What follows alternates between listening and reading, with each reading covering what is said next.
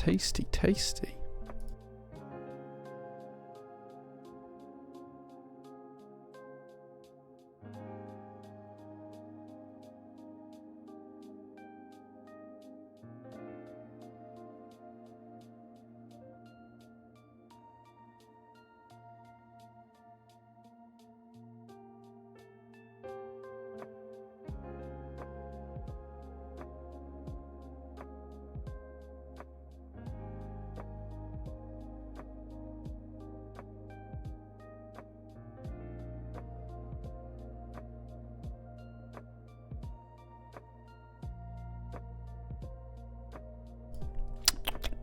Tasty, tasty.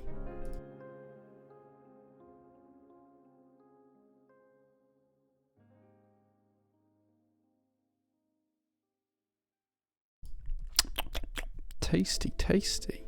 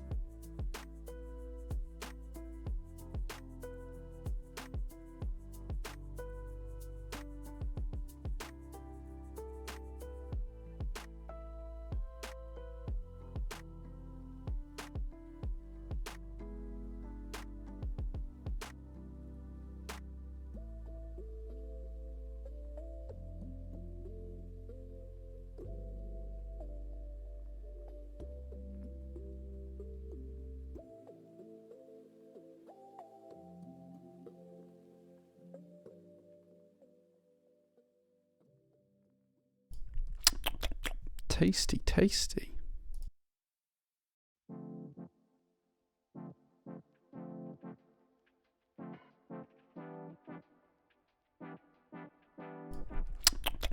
Tasty, tasty.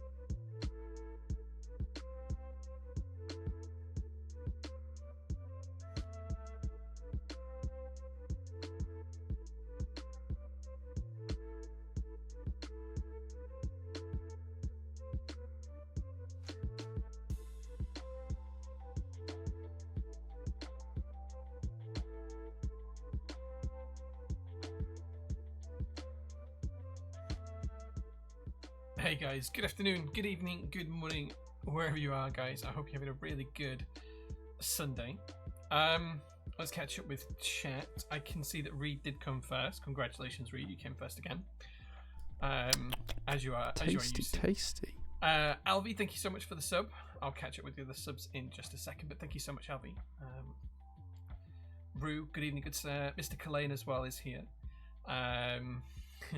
Oscar is a bit early, no. And Tasty. Captain Reed was like, not sure, but yeah, you did come first, Reed. You did come first. Bloody yes, bloody eyes, bloody easy. I don't know how to say this. Like, I don't know. Like, I know we chat in DMs. Just drop me in our DMs because I know I'm going to be checking out about the board in there. Just let me know how to say that. Is it bloody yes, bloody eyes, bloody easy? I don't know. Or is it the blood? Yes, and I'm just completely mispronouncing it. Let me know. Mr. Dold, good evening, good star. Stereo GER is here as well. So is Just BMT, who also subscribed for 13 months. Thank you so much for that. Mochief and True Blaze as well. Jehovah in Bed is here. Good evening. True Blaze subscribed for 32 months. Thank you so much for that.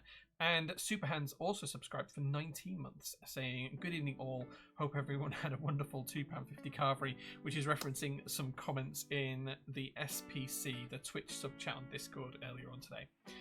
Piney TF, good evening, good sir, hope you're doing well. How early was Captain Reed? 1826 by my count. Rue, I think. Let me just double check that. Well, the hype train is hiding it at the moment, but I'm pretty sure it was 1826. So quite a bit early. Fruit Gummy, hey man, good to see you. Reed never leaves, he's always watching. Yeah, there was a guy called Cordos a few years ago who used to have a bot, and before the stream sometimes, if I'm changing bots or if I'm changing like Tasty. different things that are going to appear in chat, like the automated timings and stuff, I might test them. So I might like send a command to test it, and as soon as like I used to do that, he'd like appear. So he must have had like some sort of bot watching our chat or something like that. It was quite funny. 620ish, yeah, something like that. Piney TF, thank you so much for the 12 months of subs. Happy PT birthday, congratulations on that. And Hubert the Mad says balls and subscribes for 4 months. Thank you so much, Hubert. I hope you're doing well, dude. I hope you're doing well.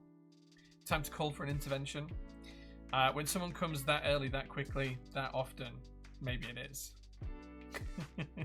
I think he enjoys it. Who are we stopping him enjoying himself in a way that doesn't hurt others? Yeah. Yoga, thanks so much for being here as well. Reed just likes to come early. It's fine. Absolutely. Hope everyone's having a nice weekend. Godzilla Waddle, yes, I'm having a good weekend. I hope you are too. I've adjusted my chair and I'm feeling slightly uncomfortable, but it's for my own good because I've changed the lumbar support for my back. So it's for my own good. Alvi, again, thank you so much for 20 months of subs. I really appreciate that, dude. And Captain Reed as well, 20 months of subs. He says 20 months, and yay, I came first. Yeah. What's the plan for the meetup in November? The community demands the big facts. Big Nige. You can check it all out on the website. If you go onto our website and you click on Tasty. if you click on the coming soon in the banner, you will see that it's here. PT Open Day, 8th of November 2025. So on the 8th of November, we're going to open up the doors. We're going to have the whole ground floor here cleared out. All the shelves are going to be moved up onto the mezzanine or into the office. The cars are going to be removed and everything else. And all of the details that we've released so far are on this page. So it's going to be on the 8th of November 2025. I'll drop a link in chat to this specific page as well, so you can find it. More details are coming soon. And it's for our 6th birthday. So PT does turn 6 on the 1st of November. Now Alvi is having his own meetup down south on the 1st of November, so we've decided to do it on the 8th for a couple of reasons. One, doesn't clash with Alvi's meetup. Two, gives us more time to prepare, and yeah, it's a win-win situation all round. And we think we're going to have to be able to have up to about 150 people here. That's the fire limit of the building, having 150 people on site if we have the whole ground floor empty, which that's the current plan to do. So yeah, you can check out the Google Maps link for where we are. So you can click on this and it will take you to, it says work for me, but it will take you literally to where we are, which is right here. I am sat somewhere just around here right now. It does say Trinity Print, but that's the old company that used to be in Unit 2 and they're not there anymore. So there you go, so you can check that out. 8th of November, 12:30 to 4:30. That's going to be the times. You can arrive from 12:30 till 4:30. We're going to have a few helpers on the day, so it won't be just Belle and Sharon and I. There'll be some helpers on the day, all being well. I haven't asked them yet, but I'm hoping they're going to say yes, who might be here a little bit earlier. But other than that, yeah, you'll be able to rock up from 12:30. There'll be some goodie bags for people attending. There'll be some stickers. There'll be some little gifts. There'll be some big discounts on the day. We're hoping to be able to have like a pre-order as well, where you can order for collection on the day, which will be quite cool, with the discounts of the day included, which we'll see how that goes. I just need to find a reliable way of setting a discount on Shopify that's only for collection. I haven't figured that out yet, but that's the kind of thing we're looking at. Tickets are going to be £4 each. The reason they're £4 each is just to help make sure that we can cover the insurance for the day. The insurance for the day is going to be astronomical, in the thousands. So the £4 will cover about 20% of the insurance costs. If you do order something on the day, or you make a purchase on the day, your ticket will be refunded off that order cost. There'll be free coffee, there'll be goodie bags, as I said. We're going to do a little bit of an AMA with me if anyone's interested in that. Probably no one will be. There'll be some exclusive discounts on certain products. There might even be some exclusive products if they arrive on time. You'll be able to bring out a keyboard of your own. For space reasons, you'll only be able to bring one keyboard, but we're going to have tables set up and you'll be able to bring one of your own keyboards for display and things like that. There'll be name tags and raffles and all sorts of other things. There'll be exceptional coffee available for free as well, or you can donate to charity if you want. We have a QR code where you can donate to charity if you do want to have a coffee. And there'll be kind of like all the different milks and whatever else you'll need as well. We're also going to try and raise some money for charity on the day, so anyone who does pay for a coffee or does buy a raffle ticket, all those funds will go to charity, which will be Macmillan Cancer Support, which is pretty cool. So there's lots of details on that. Tickets are going to go on sale hopefully in about a week's time. I think a week tomorrow is when I'm planning on putting the tickets for sale. We'll have 150 of them available, and then we're going to create like a little swap shop in the back end on Discord. So if someone then can't attend, they can swap their ticket with somebody else. And as I say, whilst the tickets are going to be £4 each, you will get that £4 off an order if you make one on the day, plus also your discounts on the day as well. The tickets, the other reason why we're having to charge for the tickets is the app that we're using to generate the tickets also charges us $1 per ticket sold. $1 per ticket sold. So we have an app for that as well. So unless I can find a way around that, that's going to be in the cost of it all included as well. So yeah, so that's the plan. Nigel Kipper, I hope that helps and makes sense for you. If you've got any questions about anything to do with the open day that we're going to do in the mini meetup, let me know. Just drop a message in chat or ask in Discord. We've got a channel dedicated for it in Discord, and I'll answer the questions as best I can. I'm really looking forward to it though. Like last couple of times we've done these, the last one we did was back in March, I think, and we had just under 100 people come. It was a really good day. We did one when we first opened in this workshop 3 years ago now, so this will all be almost 3 years to the day since the first meetup we did in this workshop, and we did one in our previous workshop as well. So this will hopefully be the biggest and the best. It should have the most floor space, and it should have the most stuff for people to do and interact with, which we're kind of excited for. Is the volume a little bit low? It shouldn't be. Let me see if I can adjust it.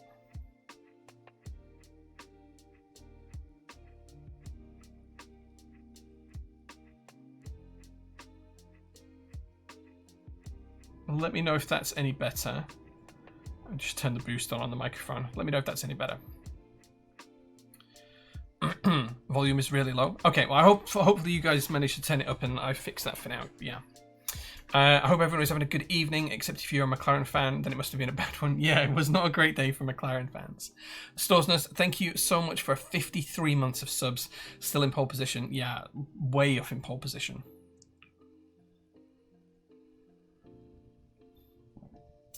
Oh, that's good. Turn the tab up by 300%. I suspect it's because I've changed the software that I use to stream. I've changed the setup, and I've also started to disconnect things around the back. So everything is basically mounted off the back of my monitor on a series of poles and extensions and cords and stuff like that. But I do have something really cool that arrived last week, which is these, and I'll show you these in a second. Let me grab them first. I'm still waiting for the third of 3 packages to arrive for this, but it's a pretty cool product. Let's flick back over to the build stream. So the thing that I'm going to be doing is installing a monoblock. Now what this is it's kind of like a streaming plate. The pictures are not very good for this. Maybe I'll show you the website. Let me get the website up.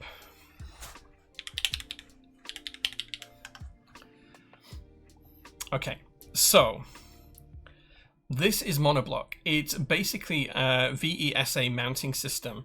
So instead of having everything separate as a thing, I can attach all of the different elements that I need onto the back of the monitor. Now I have a really nice sturdy kind of arm for the monitor, and everything will mount onto the back of it. So I can mount, instead of having the camera on its own boom arm and the two desk lights that I have here on their own stands, and the overhead cam and the face cam on their own stands, I can have everything attached to the monitor, which just makes kind of a lot of sense. So I am still waiting for a couple of bits. I'm still waiting for some bits for lights that go with this. But I've got the plate, I've got the Magic Arm kit, I've got 2 single rod kits, and as I say, I'm waiting for some other bits and pieces. But the idea is that it's a fully modular system, so you can expand it over time and build stuff on and everything else. And I've got it so it fits the widescreen monitor. So yeah, so things are changing for the streaming. And that's one of the things that's going to be changing. So I've got all of this to fit at some point this week. And kind of like behind my monitor is a bit of a mess while I prep for that at the moment. Oops, I'm throwing everything everywhere.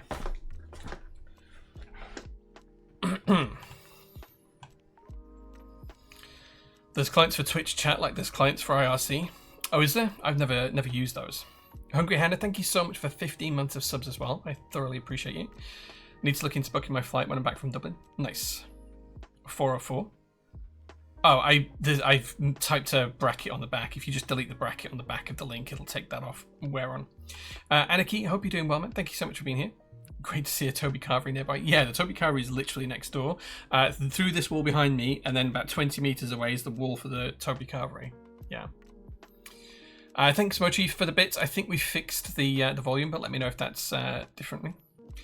Well, there, Jay Barista. So I'm hoping to have someone else do the baristering on the day. The last time we did an open day, I did all of the baristering and I didn't get to speak to anyone because I was just sat making coffees all day, which was great and fun and lovely. But there was a lot of people that wanted to chat to me and I didn't get a chance to give them the time that they should have had, like, talking to me. So, yeah. Yeah, 4 hours drive from where I am. Nice. That sounds absolutely doable. Meetups are great. I love them. Lots and lots of hidden high costs for the runners, though. Yeah, so I mean, we already have the space here, so I don't have to pay for the space. But there's things like insurance, the goodie bags, the giveaway prizes, and all of that kind of stuff. The staffing for the day. There's the extra electricity that we'll use on the day, because, like, I know it sounds silly, but it costs about 7 or 8 pence per coffee that we make. If we're making 1,000 coffees in a day, all of a sudden you have a big jump in that. There's millions of other little tiny costs and things like that as well. Cost of tables and renting stuff and everything else. Love the goth caps, Matt. Thank you. This was a gift from Moons of Empire, who is in chat somewhere, I think. So yeah. Way better on the sound. Good. Thanks, guys. Prussian blue casually looking good there in the background. I was hoping to put my set on my Cobalt Compact Ergo, but sadly it didn't match as well as I was hoping for, but it's a great set, so I'm sure I can find another home for it. Do you know, Prussian blue, I think people are sleeping on. It's been in stock for about, 3 weeks now, and I think we've sold a handful of sets, but it is really, really good. It's one of the few sets that's just such a nice blue. Was contemplating buying those. Nice. Would you please suggest a nice weekend getaway near PT? Sure, Trueblaze. Drop in the Discord, tag me in the meetup channel there, and let me know a little bit about the kind of things that you like, and I will be able to find some stuff around here for you to do. I could suggest stuff on stream, but it might be that you like really geeky nerdy stuff, and I'm describing hikes, or it might be that you like hikes, and I'm describing really geeky nerdy stuff. So let me know on Discord a little bit about what you kind of like to do, the kind of things you're interested in, and I'll come up with some suggestions. I think we'll have at least 2 willing to be barrister. Do you mean barista? Not barrister. A barrister's a legal representative. A barista is a coffee maker. It's a £200 train trip. Sounds ace. Sounds perfectly doable. There's enough around who would love having a play with Jay's lever. Yeah, so the coffee machine we have here is an ACS Vostok, which is a professional piece of kit. I'll get it up on the browser, the good old browser. So this is not where it came from, because ours came from Vostok directly. Sorry, from ACS directly. But this is the coffee machine that we have. It's an ACS Vostok. It's a 2-group lever machine, so it has 2 of these great levers, and you can see it's got a quite. It's stylized around the old Vostok spacecraft. That's kind of what it's themed after. Tasty. So yes, this is what we have at the workshop. I think it's just going to go into perplexity. Yeah. Let's see if this link wants to work. Here you go. This is Advanced Coffee Solutions. This is where it comes from. So I actually got to play with the 3-group machine where we roast our coffee, the local coffee roasters that we use to roast our own coffee. And yeah, they just kind of had me sold from day one as soon as I had a try with it. So yeah, there's all sorts of different things here, but it's basically a professional machine designed for coffee shops, and it makes like 3 or 4 coffees a day. So it's vastly underutilized in its current form. So it'll be nice for it to stretch its legs and like serve you guys coffee. So yeah. How do you compare Prussian blue versus fabric? So I don't have fabric to hand, but I do have some keys that are the same color as fabric. Now, please bear in mind that the colors on stream here are not color accurate from the top down view. So these are the same colors as fabric.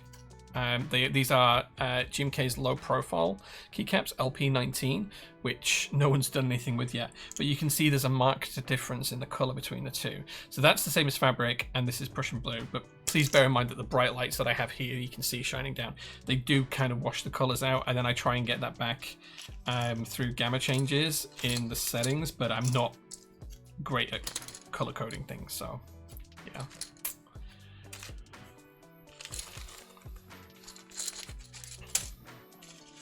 Sorry for what sounds like my nightmare plate file. Dude, your plate file. So when I open it up in the laser software, it registers as being each switch cutout is something like 96 centimeters wide instead of 14 millimeters wide. So I'm trying to find, but it's the switch plates are actually the switch cutouts are slightly oblong, so I can't just reduce the scale of it by whatever the factor is to make it the correct size. So I'm having to kind of like redraw the plate, and it's just taking a little bit of time. So it will be done this week, JQ, probably Tuesday or Wednesday when I get a chance to get it sorted. 3D keycap. How do you select new products to carry on your store? A few different ways. In no particular order, depends on a multitude of things. Designers often come to us and say, do you want to stock this, or do you want to run this as a group buy? I'll either say yes or no. We say no to more than we say yes to, but that helps us have a really good curated selection of what we do sell. The other way is, which is far less frequent, I'll see a designer post something and I'll go and approach them and say, I'd really like to run this because I really like it. I think we've done that maybe 20 times out of nearly 1,000 different products we've had on the store. So that doesn't happen quite as often. The other way will be customer suggestions. So if it's something like a switch where we can just go buy it from a supplier, then customers are like, oh, we'd like you to have this switch. For example, the Konsu switches that we've got in stock, which we're going to be using today. Someone suggested those, I think, on the Discord server or via email. I reach out to the designer, and one thing led to another. And then, so that was probably best bundled under market trends, I guess. Sometimes we'll use market trends. And then other times we have like partner vendors that we work with a lot. So companies like Novel Keys and Canon Keys and Oblotsky. And we'll take products to them and say, guys, we're going to be selling this for our region. Do you want to sell it for your region? And they'll be like, Jay, we're selling this for this region. Do you want to have it for your region? So for example, what's good? The key cult number 3 TKL, for example, Novel Keys approached us and were like, we're going to run this. Would you like to be involved in the project? So it varies, but those are the kind of like the main avenues. In terms of how I actually make decisions, it depends on a few things. It's kind of like a vibe check. Do I think it's going to be successful, or do I think it's going to be a waste of time? Often I'm right or wrong on those. There's been stuff that we've said yes to, which has just not done as well as I'd hoped. And there's stuff that I've said no to that has then gone on to do really, really well. And I've been like, God damn it. So yeah, there's all sorts of different rhymes and reasons on it. We sometimes say no to projects because the cost is too high. There is no way to turn a reliable profit margin. The returns process or the failure faults process isn't robust enough for us to have confidence in the product. There is like kind of like a million different things. And I think when you look at how a lot of vendors interact with makers and manufacturers, they don't always take those kinds of things into consideration. Like, if a customer buys this keyboard from me and it fails in 3 weeks, do I have to pay for the replacement, or can I go to the manufacturer and get them to provide a replacement? And then, because then that affects your pricing, because if you can go to the manufacturer to get a replacement, you don't have to build pricing for spares and repairs into your retail price. If they don't provide it, you do have to build that into your price. And there's examples where we've done both, and I think it's a question that's often not asked by certain vendors. They just say yes or no to a project without thinking about that. So there's a million kind of like different little things to think about. Terms with manufacturers as well is kind of is kind of something a lot of vendors miss from when I've been talking to them. Like, a small vendor will come and say, Jay, do you want to run this for the UK? We're running it for, I don't know, Korea or something. I'm like, okay, what's the terms with the manufacturer on defective parts, A stock versus B stock? And like, oh, we've just got the standard contract. There's no engagement there. There's no discussion, or I don't want to say bargaining, but kind of like petitioning to make sure you get the right terms. So yeah, so it really depends. 3D keycap, it really depends. If you've ever got a product you want us to take a look at, please just drop me an email or a DM and I'll take a look. Shame I'm not doubling enough these days. Oh, you guys trying to arrange a coffee date. Nice, that's cool. Mr. Bezic, thank you so much for 42 months of subs, and good luck for this week. I only play with Jay's lever when it's pressurized. Ooh. Is that how it is? Is that how it is?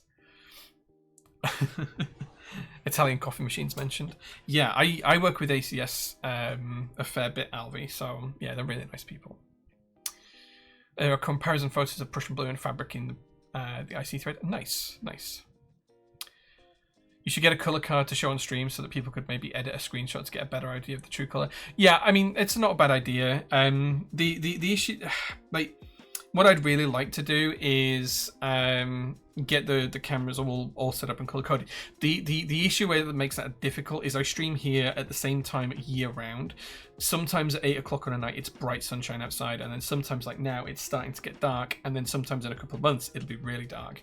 And because of that, and because this office has windows on 3 sides, and 2 of those windows, 3 of those, sorry, it's got 4 windows on 3 sides. 3 of those windows go out into the workshop, and the workshop has skylights in it almost. So there is always some natural light in there, and then there's also the lights that are in the workshop. And then there can be light that's natural or not coming through that. So I have to like tweak and change the lights, tweak and change the camera settings every few weeks to get things looking reasonable. What I really should do is get blinds up, blackout blinds at all 4 windows, put them down, get everything chroma keyed in, and then I have a consistent setup. But I've just never got around to doing that. And given the fact that we're probably going to be moving out of this workshop at some point soon, kind of feels redundant to do that now. Mark difference looks the same to me. I swear it's not the same. I swear it's not. Like, I mean, let's do it again. Let's zoom right in here. I swear that these are not the same, and the colors look way off. But like, you can see visually there is a huge difference there. Even on my screen, there's a big difference in the colors between the 2. Like, they are not the same. Everyone's like, no, Jay, it looks the same. It looks identical. Okay.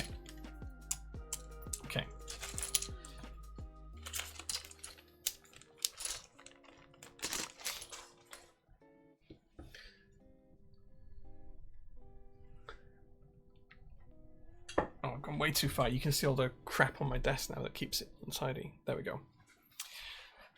So tomorrow should be fun. Yeah, I know you do. That's why I said good luck. Average Joe, hey man, good to see you. Thanks for being here, dude. Get a color graded card, physical paper plastic, then people can compensate for a gift album. Yeah, I mean, it's so few and far between that people need to see things of accurate color. Like, it's close enough, it's reasonably close. Like, you can tell that my coffee's coffee colored. Yeah.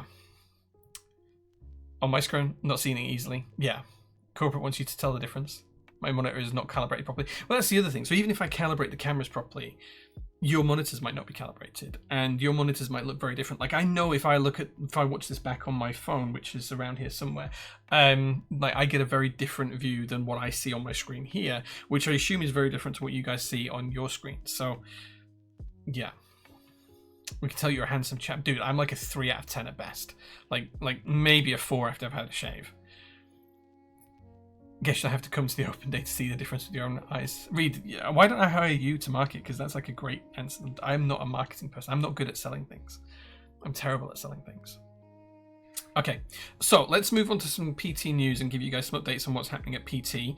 And then we'll take a look at some of the stuff on the website. And I've got to do the whole shill thing, and I'll get through that quite quickly. And then we'll move on towards the build, because we are building something pretty cool today, which I'm pretty excited for.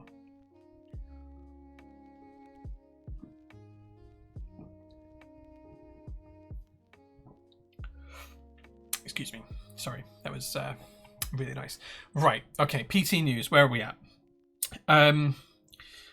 GMK Copper, the fixed spacebar key. So the spacebar was produced in the brown instead of the copper color.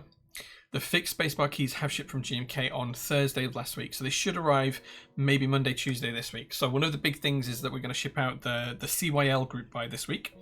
As soon as those arrive, we're going to get all the orders packaged up tomorrow, and then as soon as the spacebar fixed kits arrive, we can pop them in the boxes, and then those will all ship out the day that the spacebars arrive. Well, that means we'll then be able to put GMK Copper extras up. MT New Copper is still in production. They're still having some color matching issues, but that shouldn't be too far away right now. And I understand that Motif isn't too far away either. I think they've just got one final color to lock down, and then that's going to go into production, so it's not too far away, and it'll be kind of rushed through.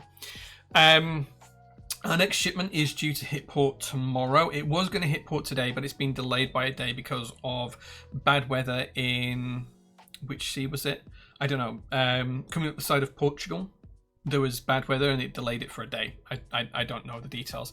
So the ship is now arriving. Instead of arriving today, it should arrive at port tomorrow. So we are hoping that the delivery from that should arrive either late this week, Friday, or maybe Monday next week. That's kind of like a best guess. It could absolutely take longer than that, depending on how long customs takes for us to get through. But I'm hopeful that by the end of this week, so hopefully like 26th or the 29th is when we're going to take the delivery, which would be really, really nice. It could be the first week in or the first, second, or third of October, depending on how long customs takes. But I'm hoping it'll be September. Based on what we know is on that shipment, I think we're going to have about 15 different stock drops over a 3-week period. And as well as that, we're going to have an absolute crap ton of group buy orders to ship out. And we think that they'll take about 3 weeks to ship out from when it arrives. So if it arrives on the 1st, I think by the 15th or 21st, somewhere around that. Sorry, yeah. If it arrives on the 1st of October, it's kind of like worst case scenario. I think by Friday the 17th, everything will be shipped from a group buy perspective. We'll have 2.5 weeks by that point. That's kind of like where we're aiming for. If it arrives this week, we can bring that in maybe a week. But yeah, that's the kind of current plan. And then over the course of the rest of October, we'll be prepping for the open day. So that means we're doing a lot of condensing, storing stuff on shelves, checking stock counts, moving product around, taking delivery of new products, ordering stuff for the day, and a million kind of other little bits and pieces as well. So lots and lots will be happening on that kind of front. So yeah, the Bay of Biscay, maybe I'm not quite sure. I'm not quite sure. Not sure if anyone cares, but I did the job interview, went well, and got offered the job. Dude, well done, man. Good for you. Go. Really happy for you, man. 21st already. Yeah, it's the 21st. Less than 100 days to Christmas, guys. Get your Christmas presents buying done. Is FL Cypher getting in stock soon? I was hoping to order a set together with some Nordic UK kits.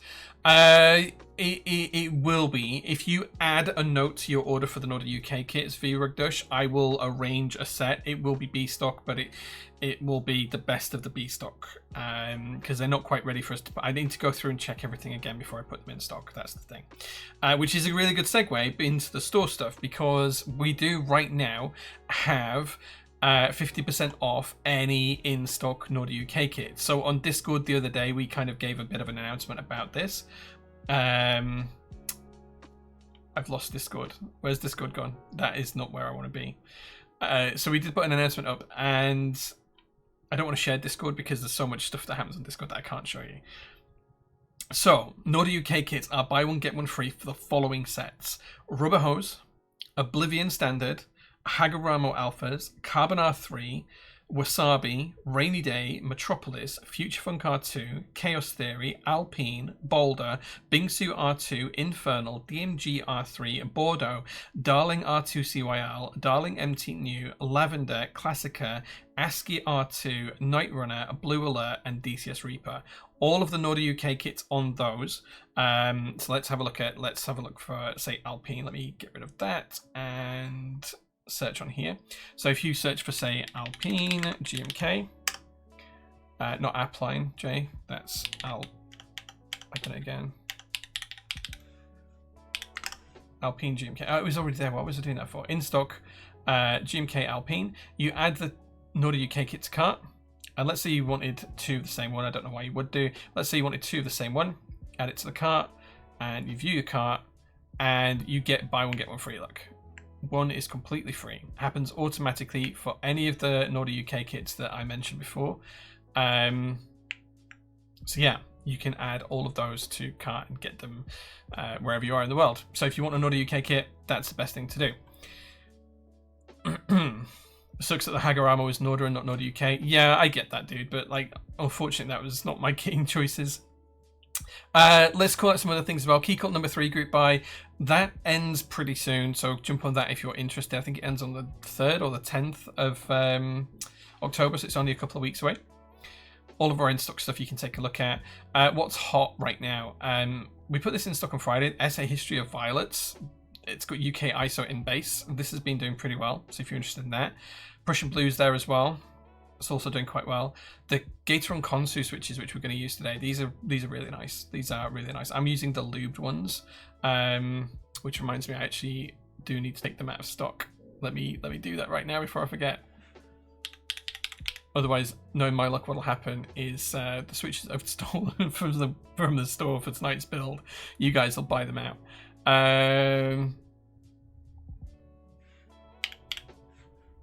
Okay, I've updated that. That's fine. That's fine. Now, I think that the actual best buy here on the Gateron Konsus is actually the unlubed ones, so you can lube them yourself. But I'm using the lubed ones today because I didn't have time to lube switches. Also, DCS R4 accent kits dropped in stock, so we dropped all of the different variations of this in stock. There's only a few of some of them left, so if you want them, please do kind of pick them up because they've been selling quite quickly. KKB Lilies of the Valley is also in stock. Looking at group buys, live group buys, Nerve-Wrecker. It's a really cool set, guys. Come on, don't sleep on this one. This is now in group buy right now. I did see someone pick that up earlier on today. Mutagen as well. Just Beachy is doing better than I had expected, actually. I was really hopeful that this set would make it to MOQ, and it's getting really, really close now. So, guys, please help us give it a push over the line, wherever you use your local vendor if you don't want to use PT. And then pre-orders. What do we need to talk about with pre-orders? Most importantly, DCS ABS Flex keycap sets.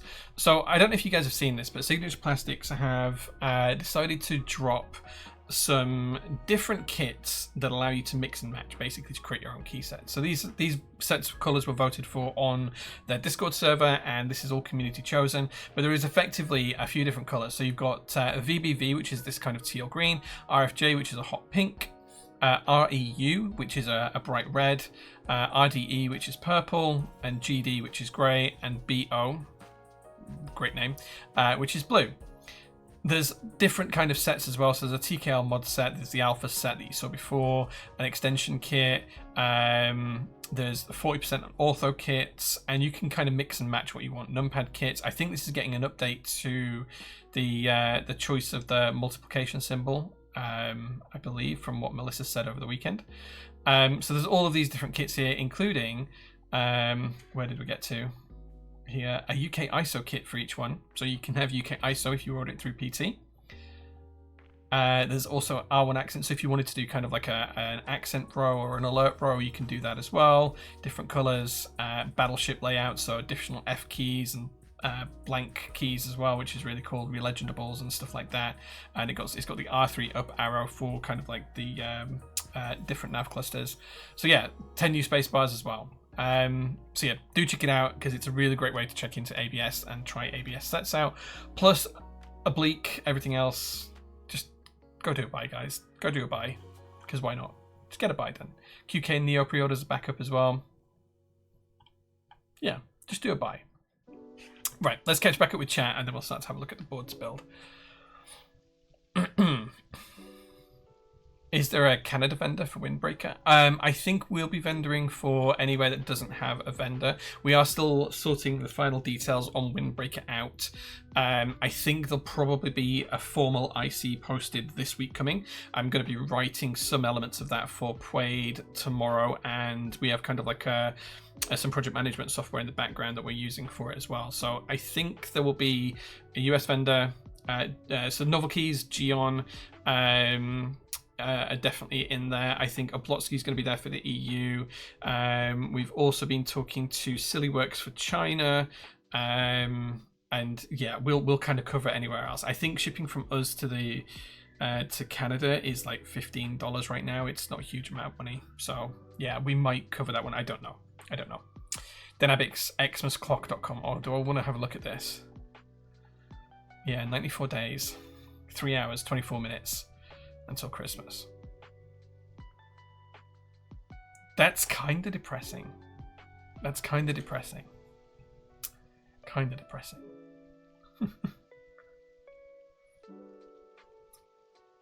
Time to celebrate with some new keycaps? Absolutely. No idea on the start date yet. There's no one to cover my current role, so could end up getting paid 5 to 10k more for doing my current job in the meantime. That's alright, man. That's good. I'm thinking to order just GMK, just Beachy, just tempted to get all the child kits. Nice, man. Nice. I don't know why you'd want to, but please buy two. Yeah, well, Nordic kits are kind of like a bane for me, because we spent we had in stock about 50,000 euros at cost worth of Nordic UK kits, and I think we've sold 10 kits on the buy one get one free. It's not even made a dent in the size of the pile, right? But like, I want to keep buying them for the community. I want to keep making sure that the community has them. But I can only do that if they sell. Like, if they're not selling and they're just dead money and it's just me burning cash, it just makes no sense. So I'm trying to do things to give myself a rationale to keep buying them. DCS ABS Flex is a huge improvement over SP's previous build your own set offerings. I guess they're trying harder now that the acquisition fell through. I think it's a few different things. So I don't know how much of this I should tell you. I've got a really itchy nose. I don't know what's going on, but my nose is really itchy. I sent Melissa an email about 6 weeks ago saying I heard that the deal with Will had fallen through. And Melissa and I chat, weekly. It's not like an unheard of occurrence for us to drop each other an email. And I said, look, I've got some ideas. This is kind of like and I outlined some ideas on how SP could kind of like move forwards in the wake of the news that Will's deal had fallen through. And there were some suggestions in there about capitalizing on the market just from a business mindset of like, well, you're in North America, you're producing in North America, and tariffs are going to be a thing, and who knows what's going to happen to production of keycap sets that aren't in America. Like, just turn as many machines now as you can to producing stuff that's in stock. And I think that plus their own ideas is kind of where these DCS Flex sets have come from, which is exactly what I was trying to pitch them. It's kind of the idea I was trying to tell them to do without telling them to do that specifically. Although I'd have done it in slightly different ways. But so I think it's a great thing that they're doing. Is it because they're trying harder? I think they're just seeing the opportunity that the market is giving them right now with the whole Trump tariff situation. I don't know if they saw it before, or if it was something that was on their radar, or if my email to Melissa gave her a nudge or something. I don't know, but it's they're doing the right things right now. What's your GC discount? What do you want a discount on? Tell me what you'd like a discount on. Tell me what you'd like a discount on, Soupens. What do you want a discount on? And we'll see if we can make it work. The Flex kits are incredible. Yeah, the Flex kits are really cool. You can kind of mix match. Like, I was pricing up what I'm going to buy, and I think I'm at like 460 quid. Something like that, based off what I want to buy. So yeah. Get your special person for Nordic UK kits for Christmas. Absolutely. I can't think of anything people would want more than Nordic UK kits for Christmas. SP doing good stuff. So you're saying that Trump tariffs are working. Oh, now exists. You are twisting my words there. That is not what I'm saying. What I'm saying is that Signature Plastics have seen an opportunity and they're acting on that opportunity. That's what I'm saying. I'm not saying the Trump tariffs are working, but it's kind of one of the mindsets that Trump wanted to push. He wanted manufacturing to come back to the US, right? That manufacturing didn't need to come back, it was already there, but it gives them an opportunity to kind of like push it a little bit harder. So maybe it's that, maybe it's not, who knows. I don't know the minds of Melissa and Bob, but I'd like to think that's where it's available. I can probably do like 5% or 10% on cap generation. Yeah, we can do a discount on that. Let me set that up. Create a discount. Amount off products. I'll give you 10% off of it. Joe, give me some suggestions on what the discount code should be. Well, I set everything up.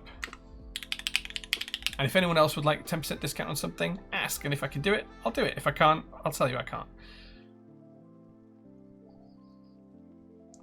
But Joe, give me a suggestion on what the discount code should be. And the discount will only be live until after the stream ends. But if anyone else would like something to be on the discount codes, let me know.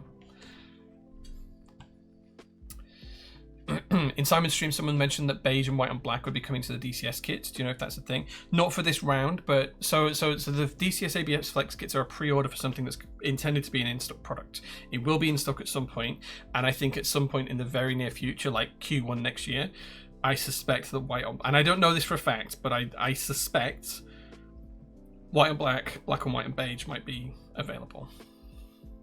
You want that to be the code? I want Joe to give me a code. Joe asked for the discount first, so performance anxiety is going to be the code because that's what you suggested.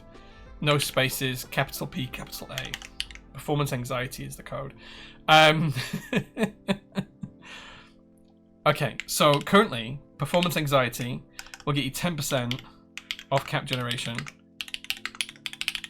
Is there anything else anyone would like a 10% discount on?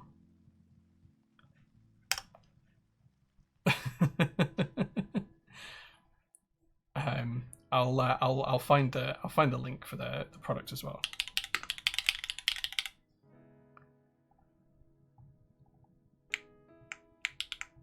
There's the link for cap generation. But is there anything else anyone would like 10% off? Like if you let me know in the next 5 or 6 minutes. I can't do it off Prussian Blue. Prussian Blue is literally only just dropped in stock a couple of days ago. Like I can't do a discount on something that's brand new because it would be unfair to the group buy buyers if you decided to get it cheaper than they got it for. So I can't do it on Prussian Blue.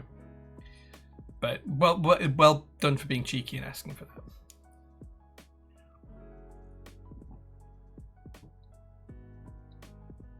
I do need to make some profit. Like there's no company if we don't make at least some profit, right?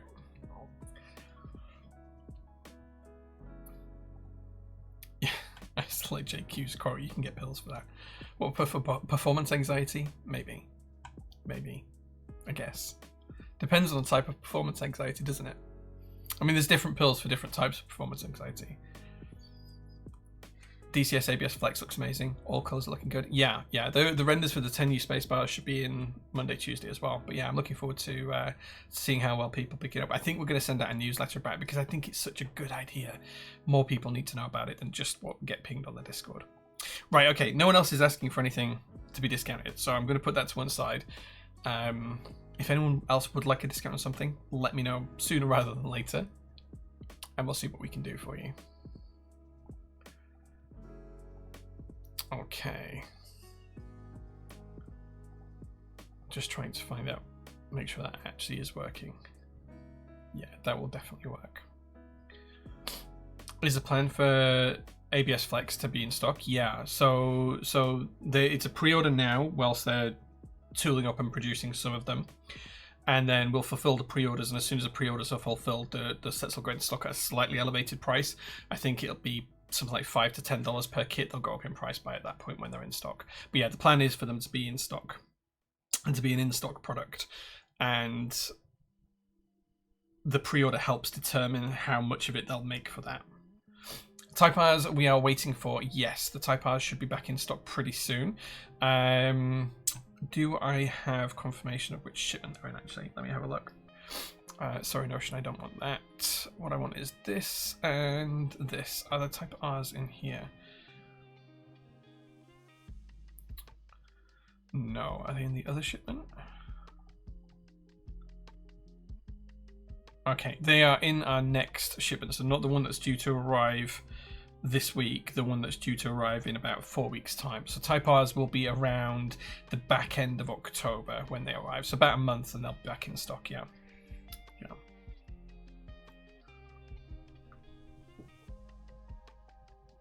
Okay, so I think we've talked about everything PT news-wise. We've done a discount for Cap Generation.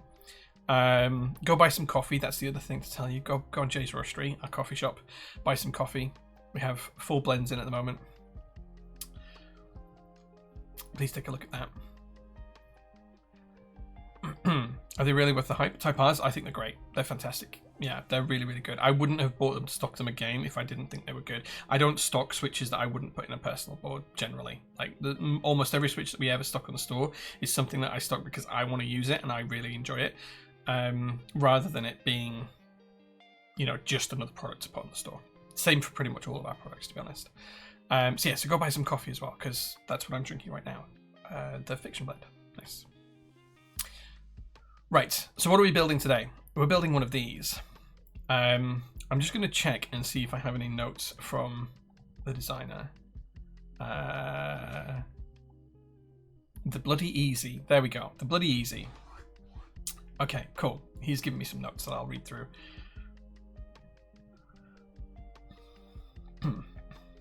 Okay, right. We've got some notes. That's good. Bloody Easy. There we go. So this is the Etar87. And this is actually the colorway we'll be building today. This is actually the colorway we've got here. So as you can see, it offers a lot. We'll be building the solder version. So I am going to build it ISO, because why wouldn't I?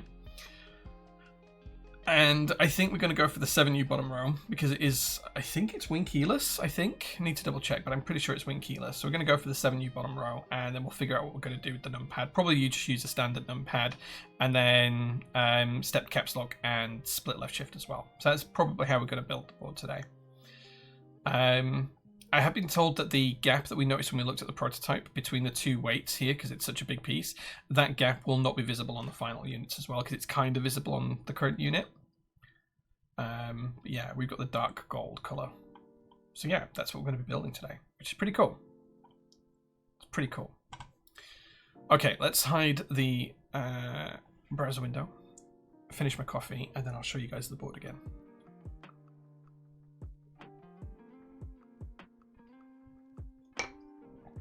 Okay, I was going to finish the coffee, but there's too much of it to down. I'm just making sure that discount code's working. There we go. So excited for this. Yeah, me too, man. I love a good full-size keyboard. Okay, give the desk a little bit of a wipe down.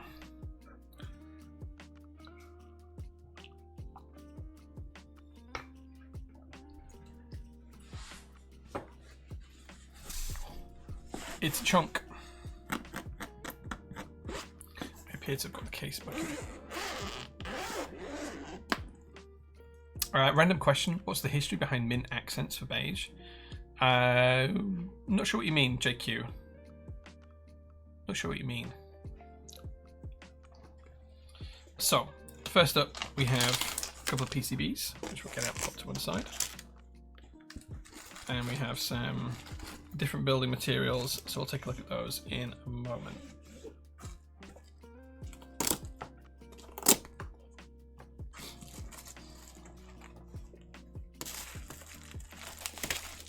We have different plates, which we'll take a look at as well.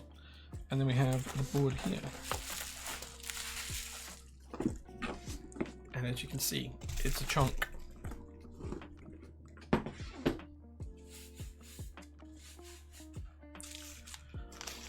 Okay, so we've got 2 PCBs. We've got the solder PCB, and we've also got the hot swap PCB. Now, the hot swap PCB is the purple one, which I do like the color of, but we're going to go with the solder today, so I'm going to put that to one side. And we'll take a look at the solder PCB here.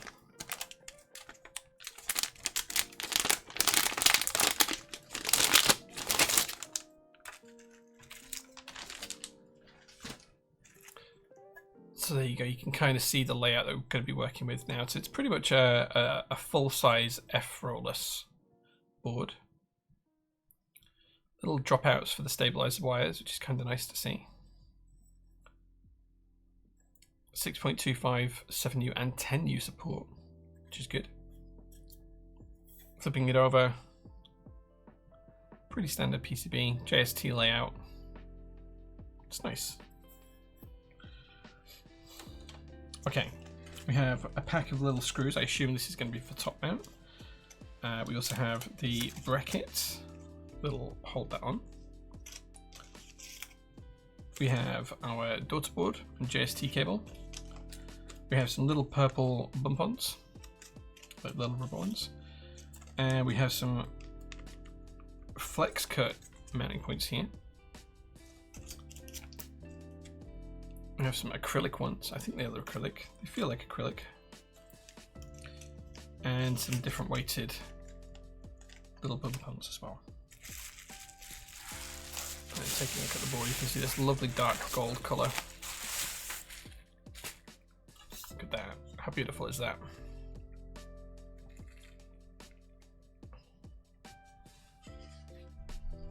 Really nice side profile. Nicely machined here.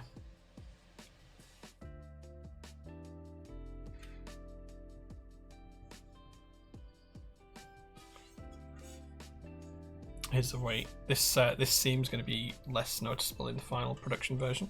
I think you could kind of see through it before if I grab my phone torch. I think you could kind of see through it before, and that's going to be, you can kind of see that, like that's going to be fixed for the final version. Oh, turned off. Clearly didn't want to be on there. See, the one thing I do like is the USB port is kind of positioned just to the side here. It's not dead center in the middle of the board. It's kind of like here, so 2/3 of the way across the board. And does it line up with this? It does. It lines up perfectly with this blocker here, which is kind of nice. Because see, it's got the Zon ledge on the inside as well. The ledge that Zon that came up with a few years ago. I don't know if we still call it that, or if we should have a better name for it these days. Let's take the board apart and have a look inside. Wrong size. Drop down a size. Tasty, tasty. Tasty, tasty. Thank you so much, Pokemon Kid, for 28 months of subs. Nice to see you, dude. Good length keyboard for jousting. I think if it's going to use a keyboard for jousting, it'd be the Long Boy, because that's like 1.2 meters or something. You're good at shilling. I'm terrible at it. Do you know, for someone who's supposed to be a vendor, I'm like the worst person at selling any product ever.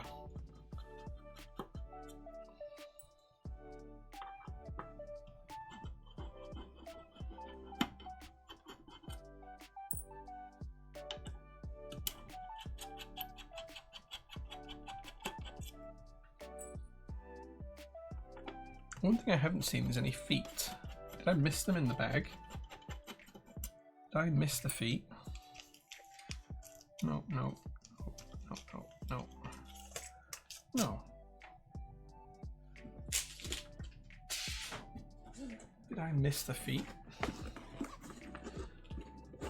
The bloody easy. If these look like the James AKB feet, if they are, let me know. I will go grab some because I've got about 20,000 of them downstairs. No feet. If that's what they are, because that's what they look like, tell me. I will go grab some when we take a break. I don't have anything in AKB's Fool's Gold. No, unfortunately, I don't have anything from James, I'm afraid. They are AKB. Okay, cool. I can go grab some feet in a bit.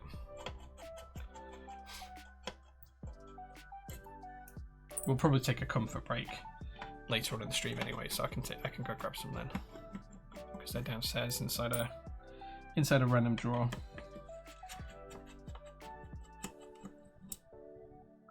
I suspect based on manufacture it's going to be very, very similar to the Fool's Gold colour.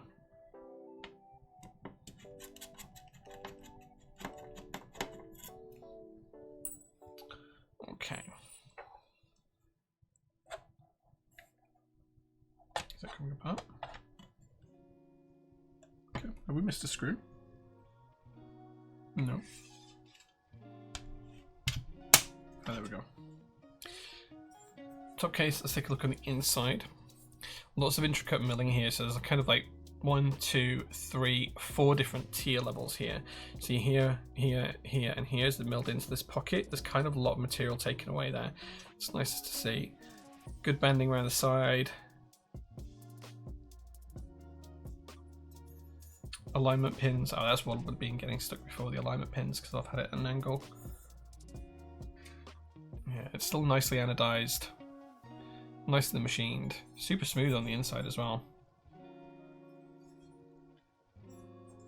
Super duper nice.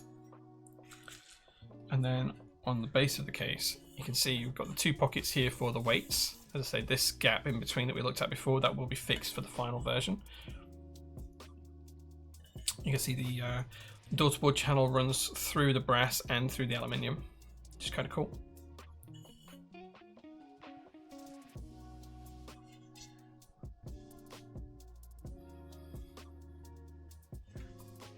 Okay, let's get the door-to-board in place. I'm going to assume that there is enough of these screws to put the door-to-board in with them, because there is no door-to-board screws in here. Bear in mind we are building a prototype, guys, so this is not going to be perfect. It's not going to be like the whole kit and caboodle you get when you purchase one. This is very much a prototype. I'm hoping that these are the right size.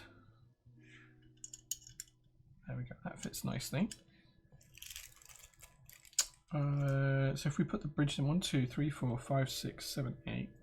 Hold on. 1, 2, 3, 4, 5, 6, 7, 8, 9, 10, 11, 12, 13, 14, 15, 16, 17, 18. So we need 18. So 1, 2, 3, 4, 5, 6, 7, 8, 9, 10, 11, 12, 13, 14, 15, 16, 17, 18. There is exactly 4 spare, which is serendipitous, because that means we have exactly enough to put the door-to-board in place.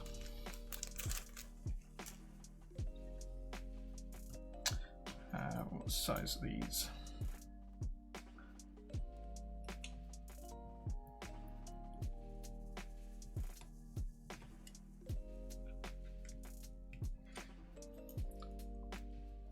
Love the code on the board, and thanks for the discount. You're welcome, dude. If anyone else would like a discount on anything in stock, just let me know, and if I can do it, I will.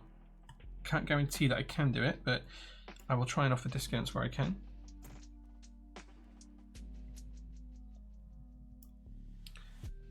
GMK Sloth on this would be lovely.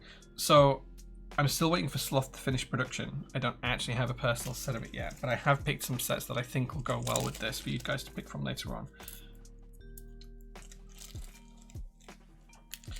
Okay, right. The bloody easy. As you are here, good sir. What is your preferred mounting method? Because there's a few different mounting methods here. So what is your preferred mounting method for me to build this? As this is your board, we'll go with your decision. But there's a few different bridge parts. So these are an FR4 bridge part, and these are designed to go like here. So they become mount points across the bridged areas across here. So these ones are FR4. And then there's also, for a slightly softer feel, some laser cut acrylic ones, it feels like. These feel very much like acrylic.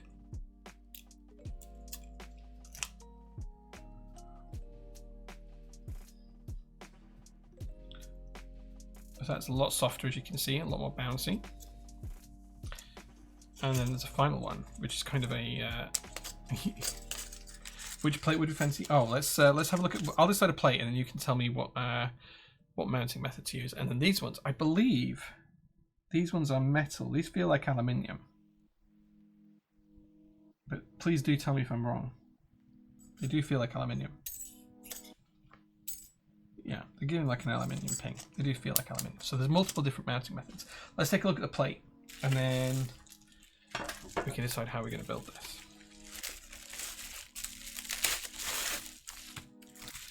So we have good old black aluminium plate with the logo etched into it. It's pretty cool. Mustache mount. Yeah.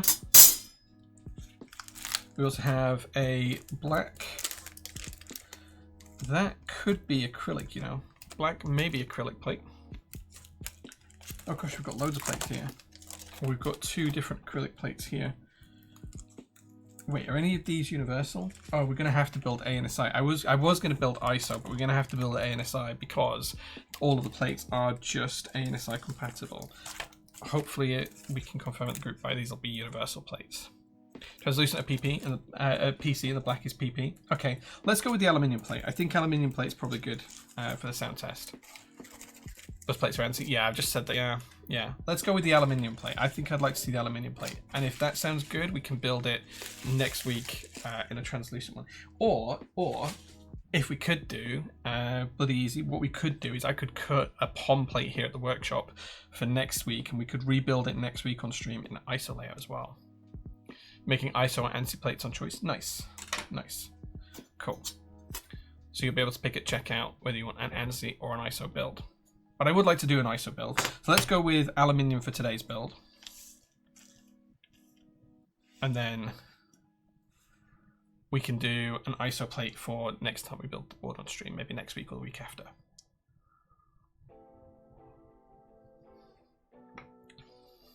Okay, right. So bloody easy. How would you prefer us to build this? If we're going with the aluminium plate, what gasket setup should we go for here?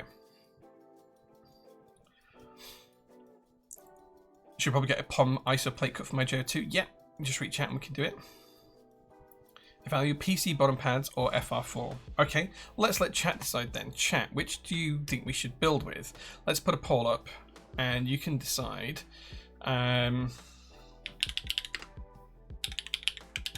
Which pads? FR4 or PC? Let's put a quick poll up for that and you guys can pick.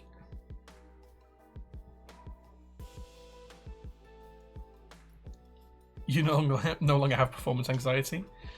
The Konsu switches should sound good on the aluminium. Yeah, I'm pretty happy with that choice already. Okay, and you said the red was what weight? Where do I need to go back? The reds are the softer, harder, so we're going to go for the red ones. These are 75A durometer, so we'll go for those. The purple is slightly harder. Just going to move to one side what we're not using.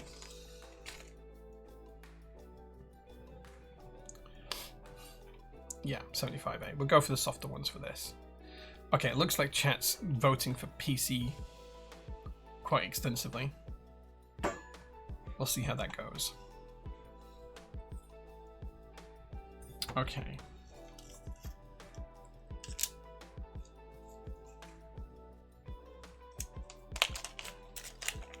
And then my assumption is going to be, let's put these together, what we actually do. And this is where you tell me, Jay, what are you doing? You're an absolute idiot. Get a toothpick or tweezers to adjust the bottom button legs. Okay. So I'm going to assume that these just clip in here. Just like so. Yeah. And then I think we're going to rest the plate on top. So it's going to go like this, yeah? It's going to sit like so. Or is it going to go the other way around? And we're going to go rest it on the other side. This is where I should check the build design. Oh, I'm right. Yeah, okay, cool.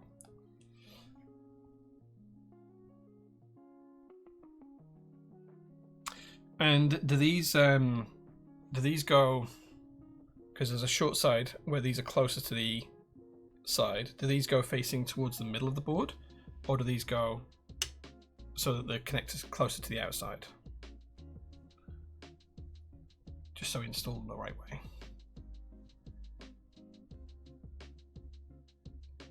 Because from the build thread, from the construction view, it's not the clearest on outer. Cool. So they go, so I'm going to put it this way. Up here, like so. Cool. Okay, I don't see the FR4 winning now, so let's just make these ready, get these installed at the base.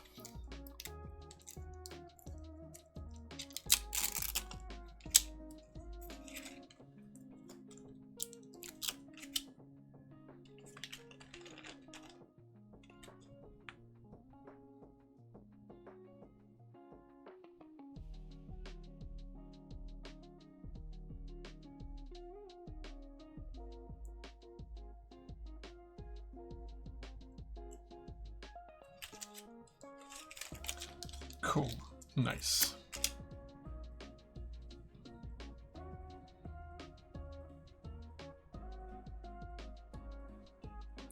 All those years of building keyboards has insight that seems to be paying off finally.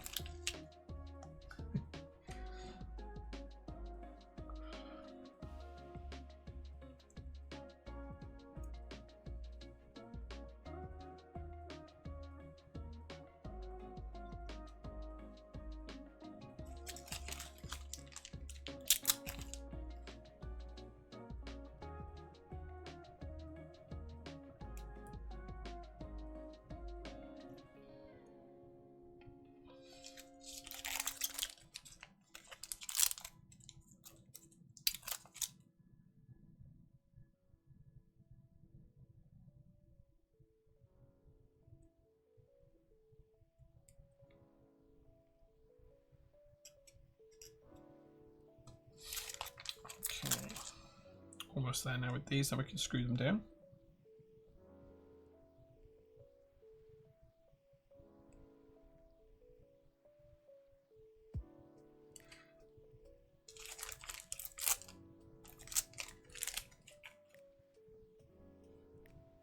So we're just pushing these in. There's kind of like a little clip you can see just there, and these kind of just press in place.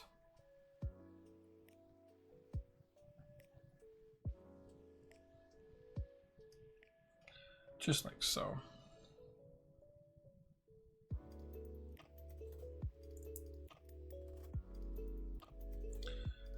Okay.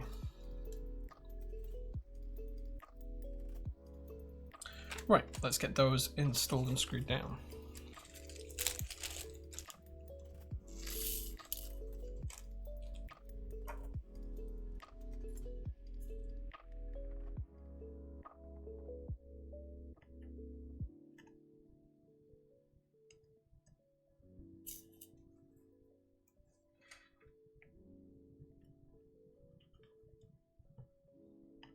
So I'm just going to install these just until they're finger tight and then do a quarter turn more.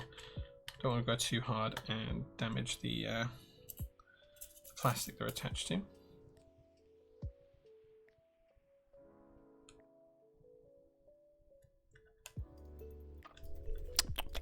Tasty, tasty. And Mushki, thank you so much for being here. 11 months of subs, one more and it'll be your PT birthday. Congratulations.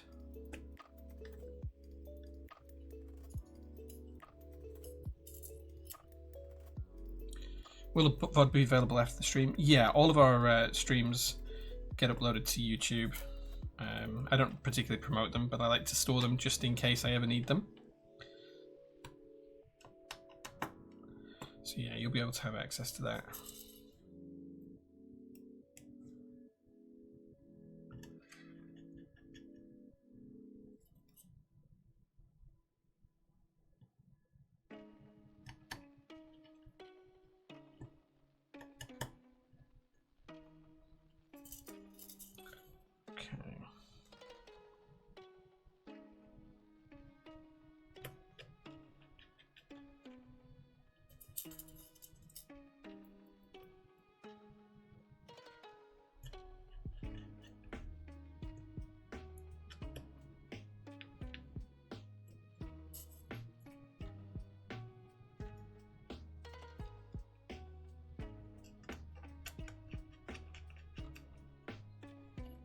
This reminds me of the some of the older Matrix boards that used to have a similar mounting system. Just come with the little FR4 tabs. I don't know if they still do that actually. I can't remember if they did that on the recent boards or not.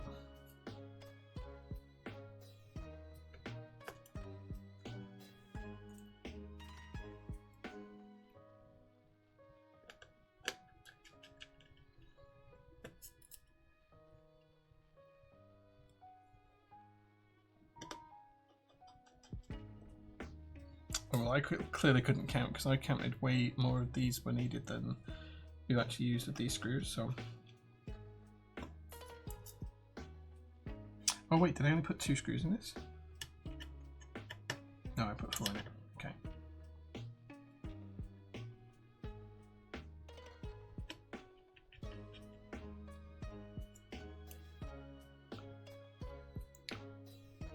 Falqua had this mounting system. Yeah, I think some of the older mod boards did as well.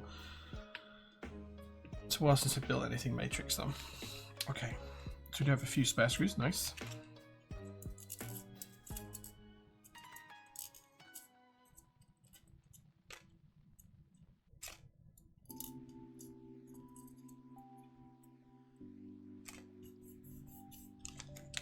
Okay, let's make sure that our plate aligns to all of those.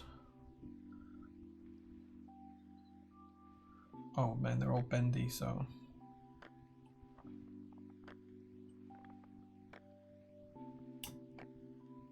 Wait, there we go. So that's how our board is going to sit. You can see it sits on the little rubber nubbins on top of the acrylic, and then that kind of gives it a flexible, bouncy feel to it. I think this could definitely scratch that edge toe popper. Mr. J, is it correct that the EPBT Duo base is so discounted? Yeah, I think we've just put discount on discount on discount on that because no one ever buys it. But yeah, it's fine. Your order's not going to get cancelled if you order it. It's fine. I'd just rather have rid of them. Fixed plate. Yeah, there's going to be ISO fixed plates and ANSI fixed plates, JQ. And we're going to get the ISO plate file, and I'm going to cut one in POM here at the workshop, and then when we rebuild the board, we're going to be able to test out the ISO layout as well. So there we go. Okay, now the base of the case is all sorted, and it's all ready to go. We're going to put this to one side, and then we can start building the rest of the keyboard. I'm just going to put the top case on for now. Right, so first job's up. We need to get some stabilizers ready.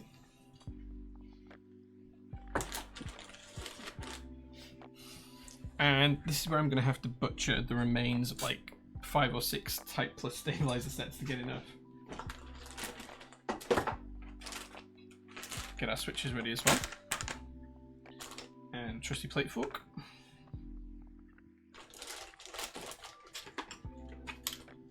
And our loop brush too. Okay, so let's figure out stabilizers. Ordered then, thank you. No worries, Alvi. Yeah, it is massively discounted, but it's a great set. So I'm glad it's going to a good home. We've had them in, the thing with EPBT Duo, we've had it in stock for probably 4 years now. I don't know exactly, but it must be around 4 years. And I think at full price, we didn't sell any sets. And then when we had it at like 50% off, we sold 2 or 3 sets. And then we gave it away with Sour's board, which was the Pedal 60, I think it was. So we gave the key sets away with the boards. And that reduced like 10 or 12 of like the stock because we only had we bought the Petal 60 out to completion because the group buy had failed and we weren't running a group buy, so I bought them out to completion to make sure we had them in stock later on. And we gave a free set with every board that we sold, and then we still had loads left. And then I think gradually the price has just dropped and dropped and dropped and dropped until it's like I don't know what it is right now, but I'm going to guess it's around 25 quid. So yeah. Almost the same price as the ink kit for it. Yeah, well, like hopefully Alvi's going to buy all of the kits because it's so cheap. But you know, like it's just a difficult one because there's just no demand there for EPBT sets anymore, right? So it's just something that's going to sit there instead for a long time. Right. Okay. Let's figure out how many stabilizers we need. So we need a 7U spacebar because that's how we're going to build the board because we've got a wing keyless board. 7U spacebar, ANSI enter. A full left shift, so that's 1, 2, 3. Full backspace is 4. 5, 6, 7. So we need 7 stabilizers. Now, please bear in mind that I'm trying to finish off the last of my Type Plus stabilizer sets here. So I have some boxes that are kind of like half full and half not. So this gives us a 7U spacebar, and it'll give us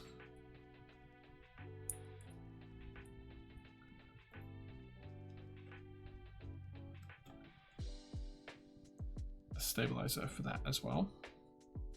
The housings, the sliders. There we go. And then we need 1 for left shift.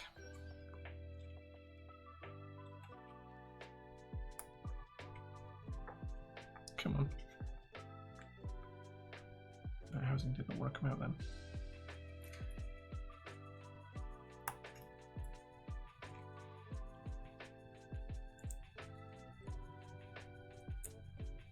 And then we need one for ANSI enter.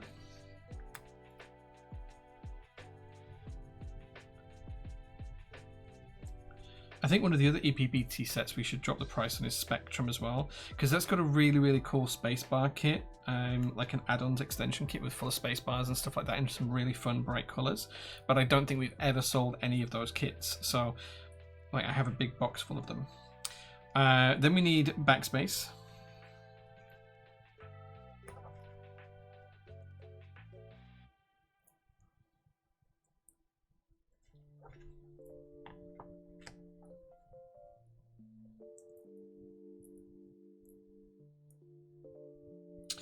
And then we need numpad 0.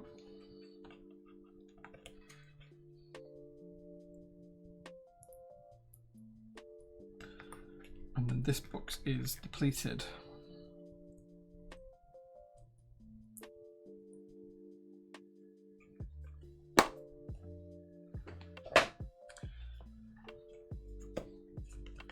And then I have one in here, which will be for numpad enter.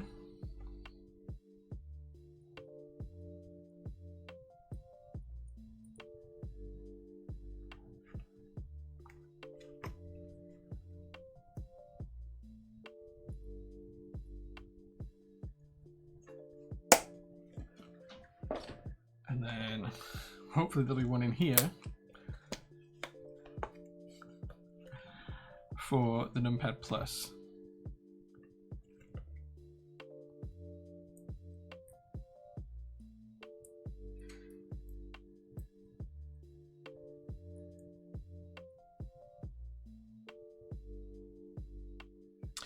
Yeah, so the issue is the EPBT set. So I know for a fact, because I looked this up a little while ago, the EPBT Duo sets cost us $108 each.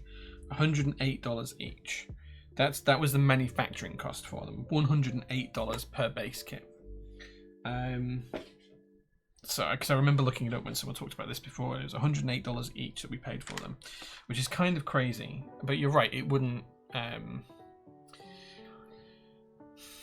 Yeah, it's just one of those things. When is a DCS ABS Flex closing? Couldn't find info on PT's website. It will change at some point when production is finished, Rue, from pre-order to in-stock. I don't know when that will be, but it will change from pre-order to in-stock, and the pricing will jump up, and that'll be the day that the stock ships from Melissa to us here.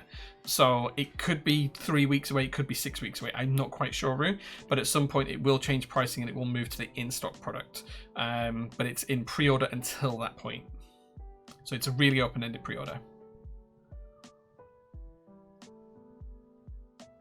Oh, I feel you, man. Like if wanting to include stabilizers for a board like this is lovely, but it's really, really expensive to do. So yeah.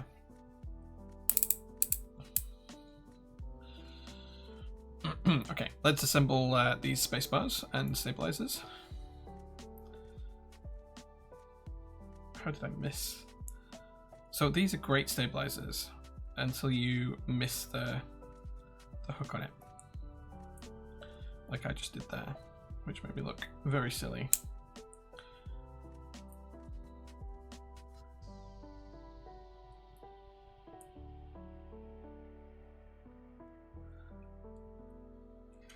What's going on, Jay? Like, normally I'm really quick with these. Maybe it'll help if I put them in the normal hands. There we go.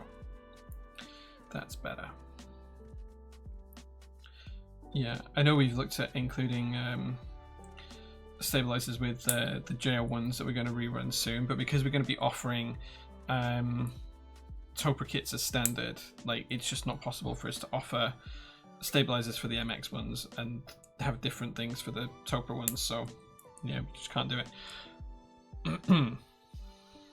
Pangeas are on the way. They should be arriving this week, or like certainly within the next week or two, depending on when the next container arrives. You're so impressed with how the latte art is still holding up. Secret is to let it go cold. because the cold foam kind of keeps the artwork in it longer. Oh, Jay, what have you done? You've absolutely got this one stuck. You were doing it the right way, and then you put that one the wrong way. It's so much easier when I hold them this way around, because this is how I practice doing it. And then when I just forget that, and I do it on stream sometimes, and I'm holding the other way to try and show you, I sometimes just mess it up. Constantly useless, Jay. Do better.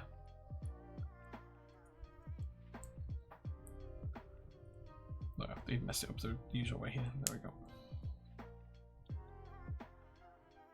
We was joking about performance anxiety. I'm just shit at everything, dude. That's what it is. Like, I'm genuinely just a shit human being. That's literally what it comes down to. There we go. Okay, that feels ready to go.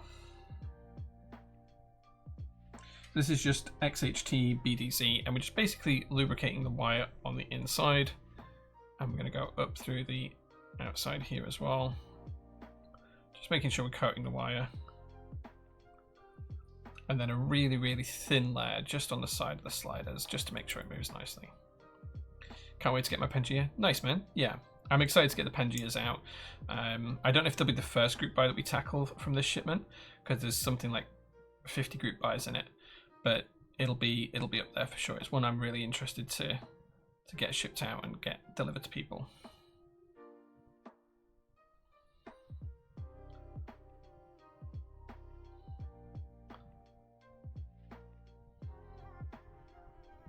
Okay.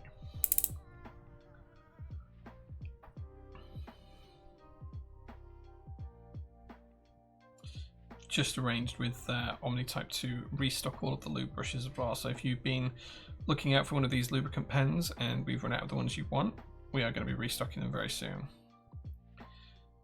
I don't have an exact date for it yet, but it's not too far away.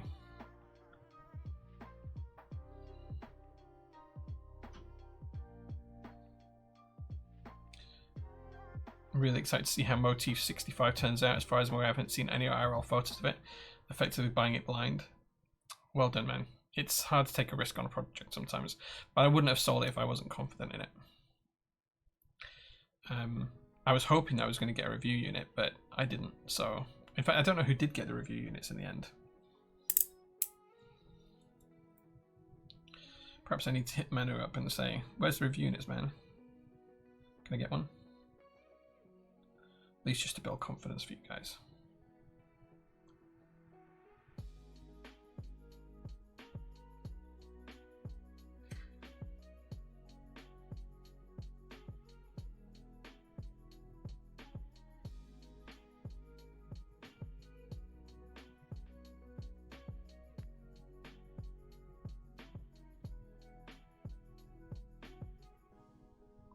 Did you end up liking the oblique? I didn't get a chance to watch the stream. Yeah, the oblique is fantastic, dude.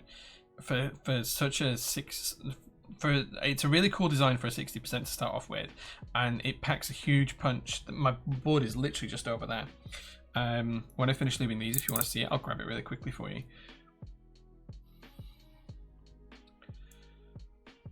Never shown any mention of review units anywhere. Bold Discord never really had updates. Okay, I'll try and chase that up, dude, because like I'd like to see a review unit anyway, and usually I get to see them from Manu and the gang.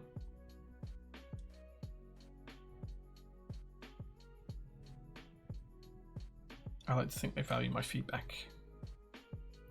Not that anyone really really values my feedback, but I would like to get a hold of one. I'll see if I can get one for the open day super hands. There's 2 boards in the container. Really like the look of them, would pick up, but the group buys around before I go into the hobby, sadly. There should be extras, dude. It's very rare we don't have extras for most keyboards. How is Nervwrecker doing? Not as great as I'd hoped, but it's not doing terribly by any means. I think the worldwide numbers are better than the PT numbers.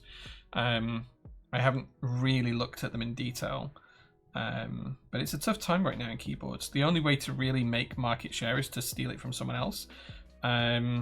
And that's fine in certain respects, but it's a difficult time out there right now. Nothing is selling abundantly well. I'm hoping Windbreaker breaks that trend, and I hope Windbreaker does really, really well, because that starts on the 10th of October, so not too far away now. I'm hopeful that that will do really well. And I should be announcing the date for Midnight Rainbow R2, which will solely be available through PT. No worldwide vendors, because I'll be buying it out to MOQ. I say it's going to be a raffle, but it's not really. It's just going to be a case of, as long as like half the MOQ gets bought by people, I'll make it happen, basically. The open day you can't make is you're triple booked. How about you just cancel the other 2 bookings and just come to the open day, dude? That sounds like a better solution. What's your other bookings? Is it like a wedding or something, or is it just like a you know, how easy is it to skip, I guess? Because like if it's a graduation or a wedding, I can kind of understand not coming. But if it's like it's my late boyfriend's dog's sister's birthday, cat's something or other, you know, like, kind of makes less sense. Best mate's 40th who came to mind. Bring him along. Both come. Just bring him up. That sounds like a good idea. So hyped for Midnight Rainbow round 2. Nice, thanks, man. I appreciate that. Yeah, like I don't think everyone's been like, oh, but I'm not going to win it in the raffle. I'm not going to win the opportunity to buy it in the raffle. I'm like, yeah, it's not really a raffle. It's just kind of like there's just no point in doing worldwide sales with different vendors because I know I'm going to have to buy this out to MOQ, which is probably a stupid decision financially, but sometimes sacrifices are worth it for the community and for the stuff that I want to get made. Sometimes, and I like to think that that project is one. Yeah, just both come along to the open day super hands. Just, you know.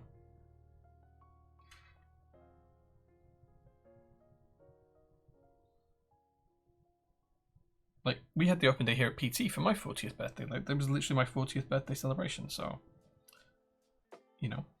Cool. Right, I'm hopeful that that's those done. I have lost the lid. There it is. You missed the loot pens, so I have to try that next time. Yeah, they are coming back in stock. I think we've still got some of them in stock. I think we've still got some BDZ ones in stock, but they will be coming back. Right, let's get these installed in the board now.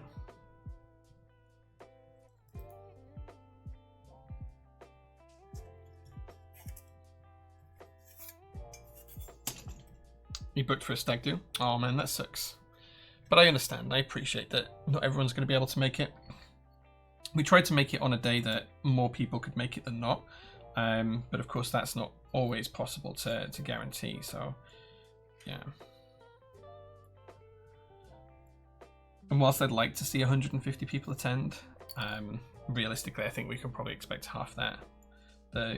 You know, it's not like an MK UK event where we can sell a couple of hundred tickets. We are limited to space here, so we'll have to sell a reasonable amount and see where we get to.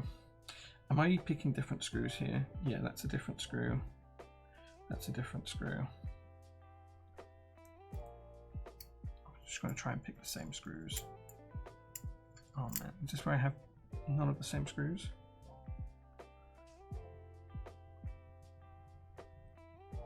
I thought all these little black screws were the same, but apparently they're not. Do I have a box with loads in? I do, but they're the other ones. Great. Okay, do you know what? I'm going to change these screws. So these ones are actually from Stabies, but I need the ones from Type Pluses. So let's try that again. That is the correct screw.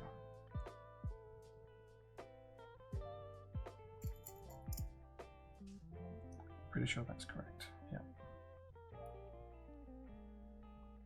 This is what happens when you're having to scavenge stabilizers to save stealing stock from off the shelves for a keyboard build.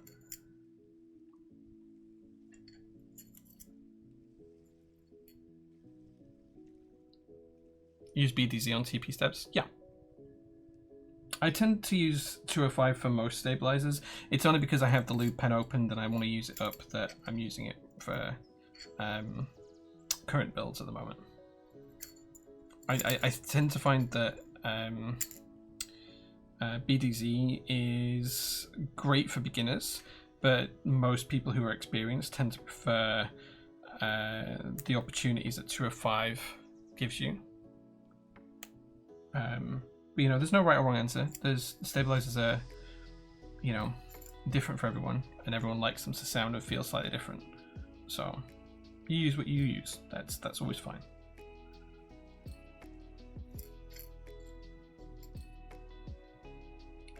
That's not the correct screw J.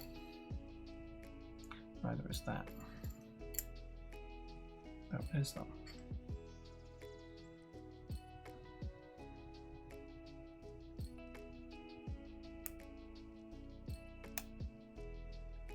Okay, I've used all the stabilizer screws in there that I can. Let's dip into this box because there is some in here as well.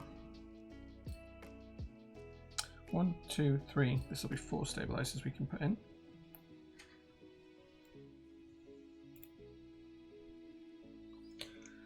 One, 2, 3, 4, 5, 6, 7.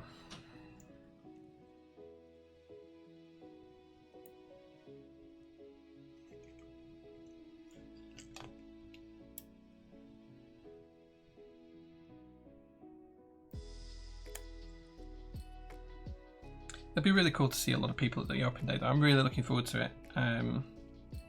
Just sharing stories and seeing people's builds and sharing what we do. And Jay, what are you doing? See, I told you I was shit.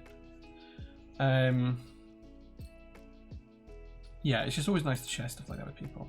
1, 2, 3, 4, 5, 6, 7, 8, 9, 10, 11, 12. That's 6 stabilizers. Right, 2 more. Struggling for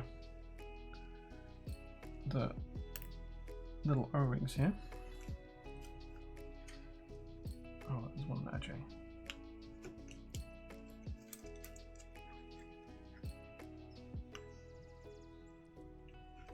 There we go.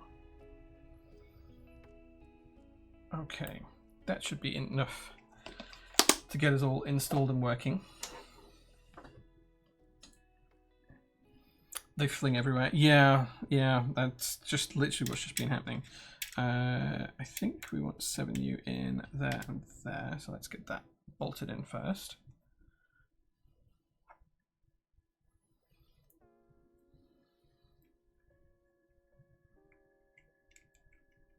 Remember, you don't want to tighten these too much. You just want to go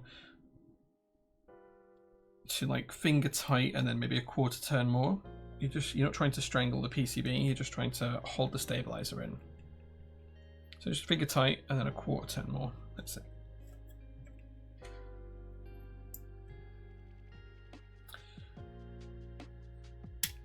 I think we said we'd split the right shift.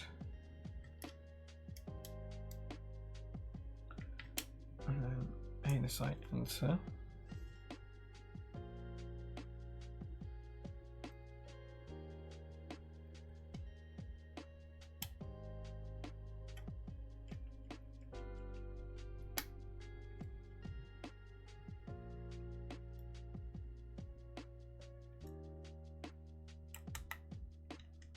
Like so. Full backspace.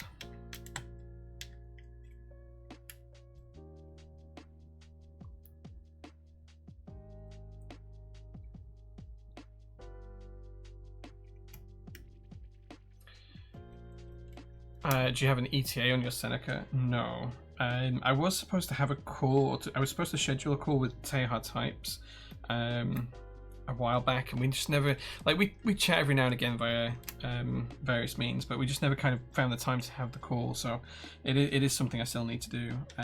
So I don't actually have a clue on when I'll be getting it. But once I do, dude, I'm more than happy to send it to you for you to take a look at, because I know you've been interested in it for a while. I'm more than happy to let you borrow it for a little bit.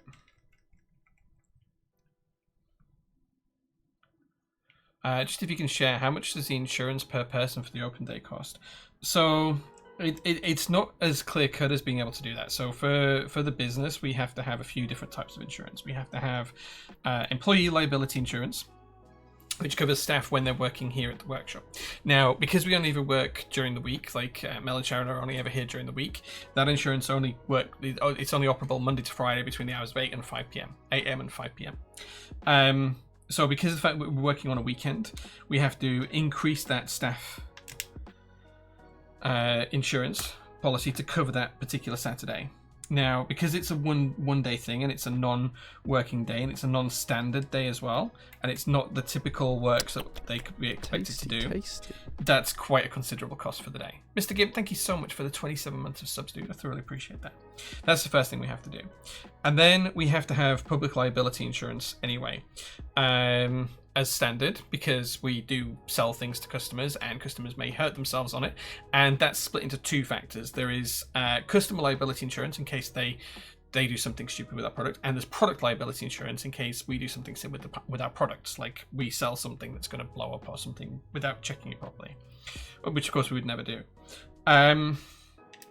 So we have to have both of those already, but those both factor into the open day costs, because we have to basically pay for that to be extended for people to be here at the workshop, because they're not traditionally covered to be at the workshop. Like, it's fine for like keyboards and coffee as long as we're going to have like 2 or 3 people here, but if we start to have like, you know, dozens of people here, it starts to become an issue from an insurance perspective. So we have to do that.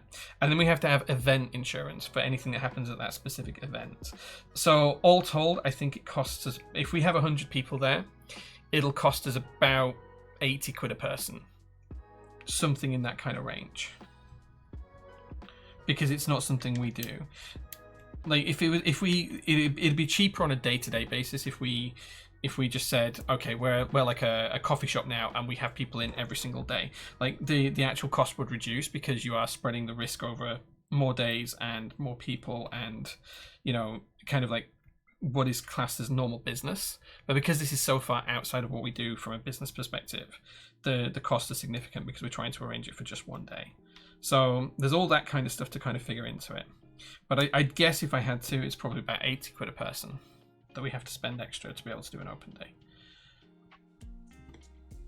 So we don't break even on open days at all. Every single open day we've ever done is like a loss leader. It's something to do for the community. It's not like something to do for profit or for margin. I hope that helps. If you want any more specific questions on it, let me know.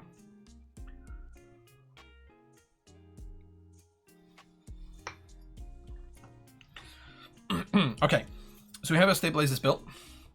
We have our stabilizers installed, and it's all looking pretty nice on this red PCB. Next job is to install the plate, like so. And then the next job after that is to install the switches. So we're going to start around the center of the bottom row here, and then we're going to install and work a kind of way around.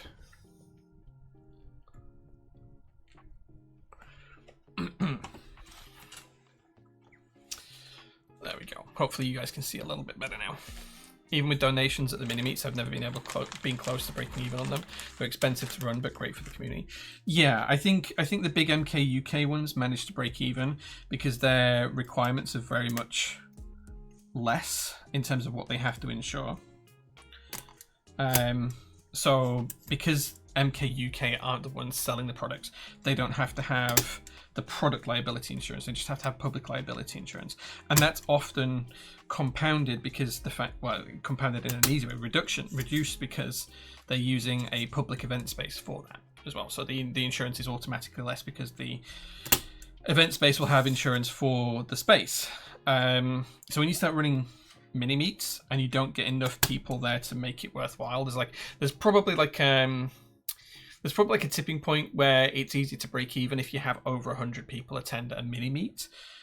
When you're a business and you're doing it, of course, you're trying to make money as well. So you charge significantly less for a ticket price than like MK UK would, and you kind of do everything else. But the insurance regime is just astronomical.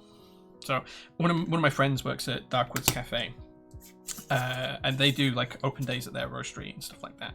And they were basically saying to me, even though they're open to the public quite often, it still costs them about 45 quid a person when they do their open days, and they generally make about half of that back. But it's more about what's right for the community and what does that give the community. So, you know, it's different. And the other thing with like a big meetup like MK UK, all of the vendors are paying a premium to be there. Like they're buying a vendor ticket, which is significantly more expensive than a regular attendee ticket. So there's all sorts of different things that play into it. But you can't really run meetups for profit, which is some ways good and some ways difficult, because it's hard to justify doing something when you're not going to break even. But I think a lot of people miss that.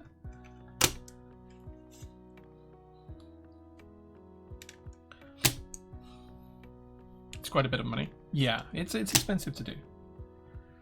I've been looking for this form factor or similar. I hope this sounds good. I'm quite confident this will sound good. These are the lubed Konsu switches, and I'm pretty big fan of these. I think I prefer the unlubed ones personally, because I could lube them to my satisfaction and my liking then. But the lubed ones are pretty solid too. Okay, I may have to check my phone because, and I hate doing that when I'm streaming, my phone has been flashing like non-stop, so I'm just gonna take a quick second to just check this and make sure it's nothing that I actually need to do.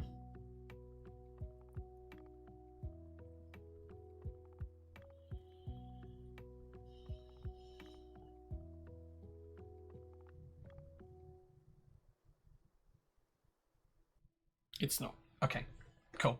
I'm just making sure it wasn't like someone wasn't telling me that the world was burning down. Did you buy some of these, Denavix? I can't remember if we used them on stream in another build, but we have got another board here at PT with them in, which is really nice.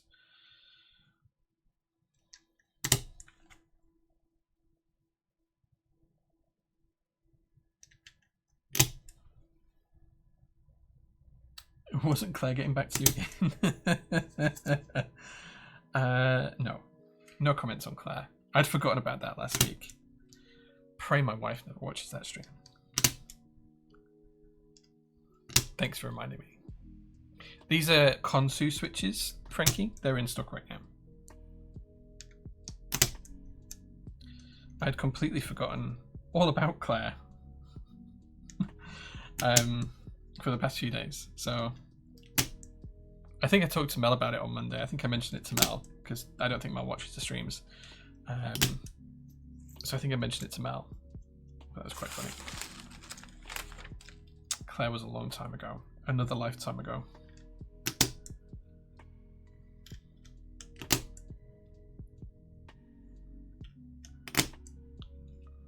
Thank you for dropping the link in, Bazooka.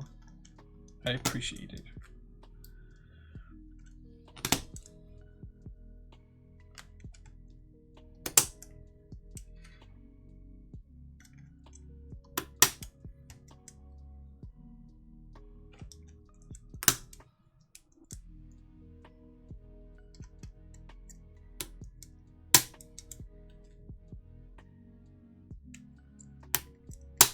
I think that's the right positions for the switches. I'll grab some keycaps to double check, because I'm not sure if it's noted on the bottom of the PCB. I didn't check that actually. Let's have a look. 1.5U, it is noted. 1.5U, 1.5U, 1.5U. Yeah, we got it right. Cool. I should know after building so many keyboards how that all goes.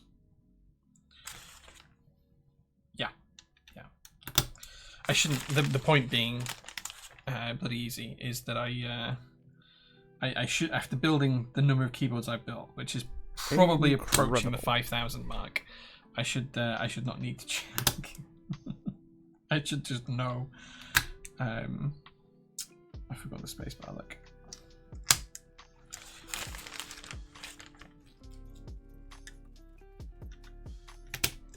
I do like the crisp click of a switch into an aluminium plate, though. It's kind of nice.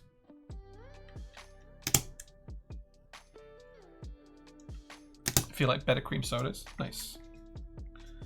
Okay, so we're going to struggle here to get the plate fork all the way under, because I should have done this before doing this area. So what I'm going to do is I'm just going to put the plate fork under, but make sure it's supporting this point here, so that when I put the switch in here, we're getting support in that corner. So this is just so that the plate sits clicked up onto the switches, so there's a gap between the bottom of the plate and the top of the PCB.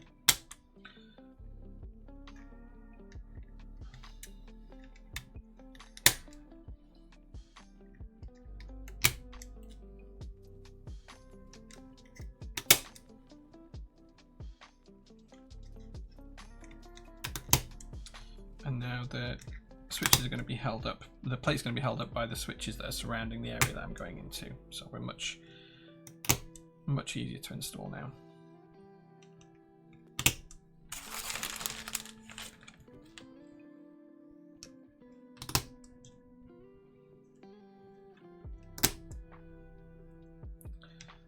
Okay.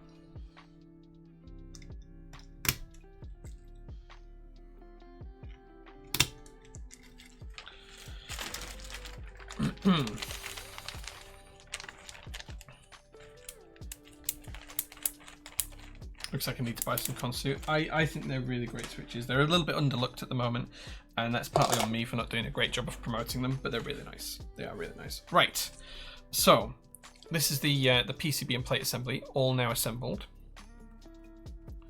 You can see that the gap is nice and consistent all the way around. I'm just going to check and do a bent pin check to make sure I've not bent any pins whilst installing the switches, and then we can move on to soldering.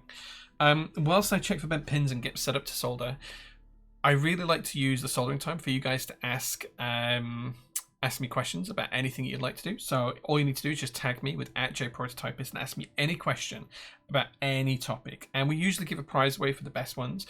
I currently owe Telvin and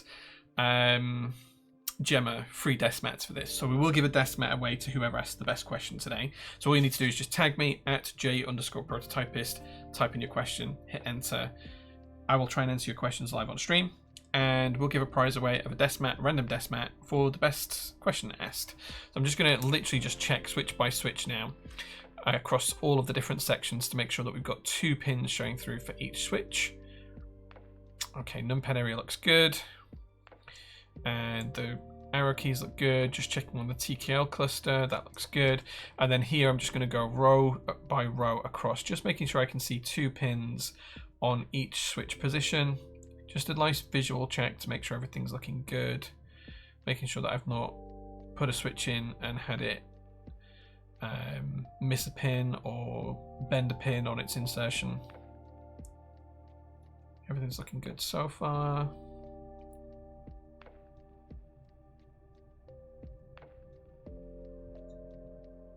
Just checking the bottom row now, and we're good. Okay, so I'm just going to grab the soldering gear, and then we can start soldering.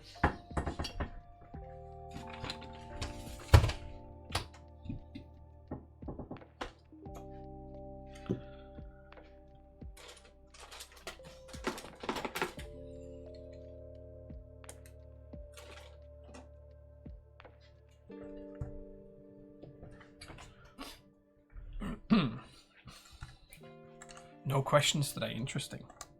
Nobody wants to try and win a free Decimate. Hey, if only one person asks a question now, they're technically the winner, because there'll only be one question. Right. I'll check back in a minute and see if you guys have thought of anything to ask.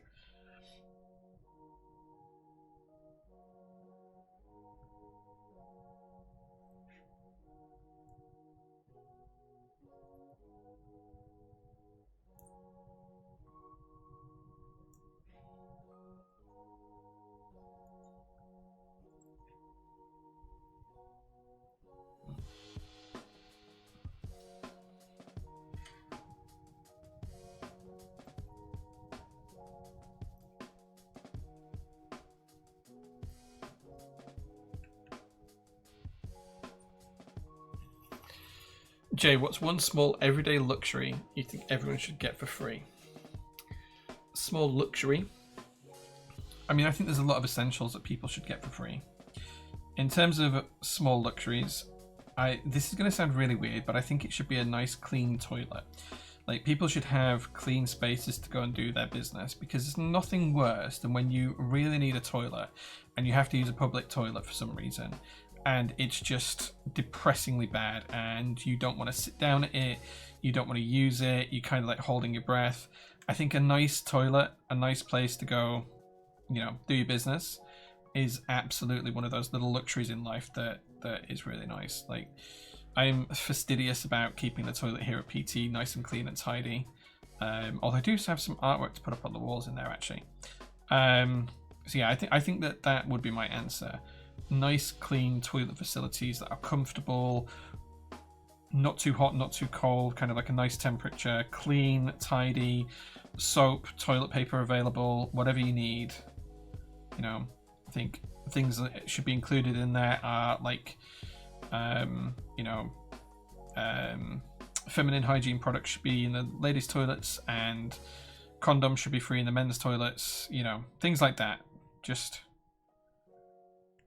I think sadly as a race we can't always have nice things, because there are some people that want to ruin it for other people. But I do think that would be a really nice thing for us to all be able to have, just to know that we're not going to have to go and do our business in somewhere cold, uncomfortable, or, you know, dirty or untidy.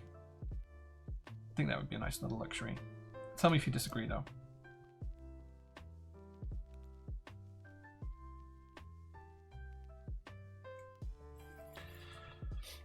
Jay, given what you know now, almost 6 years into PT, what are some of the business mistakes you wish you would have avoided with PT? Alvi, do you want me to be brutally honest with that? If I'm being brutally honest, I wouldn't do what I do today. I think if I could go back in time and knowing everything I know now, I think there have been a number of things that have happened in the past just over a year that absolutely have strained and tested my resolve in the keyboard hobby. So one of the big things is, would I want to go through that again in any guise? Probably not. I can't think of any particular way I would want to go through that again. So if I could go back in time, I'd probably tell myself not to do it. In terms of mistakes that I've made, I think there's a few. In terms of how we structured the business to start with was probably not the best. I would have hired the workshop team sooner, and it would have allowed me to do a day job alongside PT, because I've gone so long now without an income that I'm getting to the limit of my savings, and I'm going to need to earn some money soon. So I'm starting to look for work again. So yeah, I think there's a few things in there. I think there's certain products at like a product level that I wish we'd never taken on, because they've just made such a big loss, or so little money that it was a loss overall to run the project. And there's been certain players in the hobby that have just absolutely destroyed my love for running a business at times. Like on a day-to-day basis, I come into PT and I absolutely love it, and I enjoy working here. But then certain things happen and it just makes me think, why do I want to be part of that? What possible good is that doing me as a person? And the only thing that gets me through is doing the right thing for the hobby at times. And I know that's an awful thing to say as a vendor who you guys are listening to on stream and supporting my business through, but it's really tough sometimes, like genuinely tough. You see what people say and do and how they act, and it's like, why would you spread that falsehood or say those things or act in that manner? It's so false and negative and damning, and it's just unbelievable sometimes that people feel that they can do those things, but it is the way it is.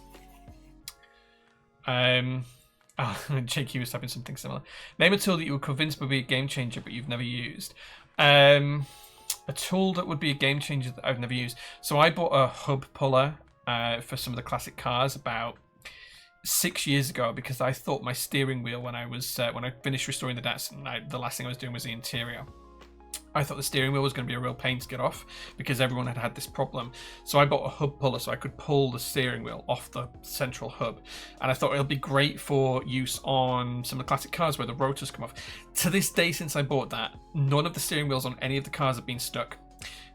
I've not had a single disc brake get stuck that needs pulling off, and I've never used them. They've just sat in a box. I've got 3 different sizes of them. I bought them from Silver Mine, so they're mid-tier at best. Never used them. They were like 200 quid. I was convinced I was going to need them, and I've never needed them. So Yeah, so I have those. There's probably another million tools that I've done that with, though. So yeah.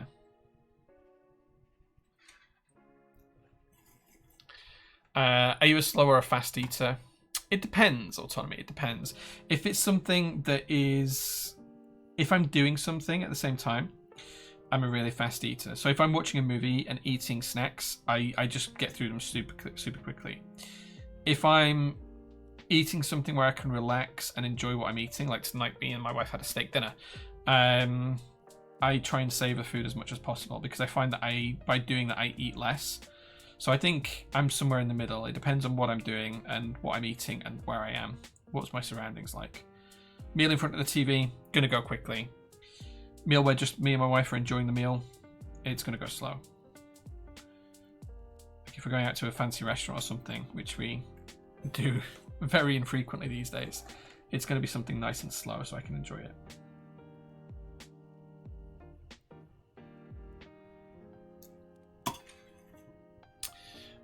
Sadly, there's not enough money to be made in being nice to other humans. I think I'm not ruthless enough. That's my problem in the hobby.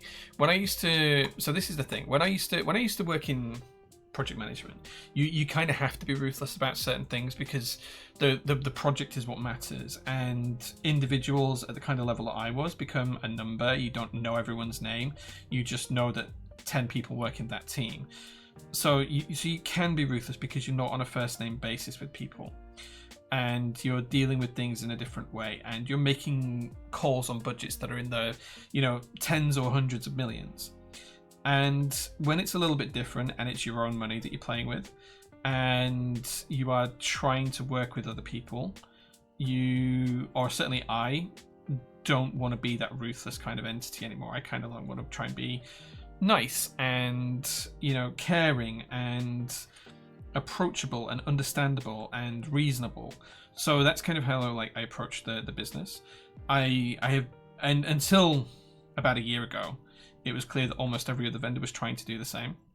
And then over the past year, I've clearly misinterpreted how some people actually wanted to treat me and other people around them as business people.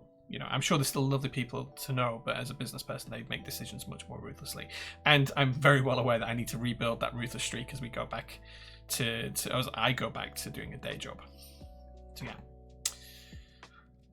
I like getting perspectives of others. What do you think is the end goal for the Orange Man? I tend to overlook the craziness, but as an immigrant in a working visa in this country, things are not looking ideal. I think that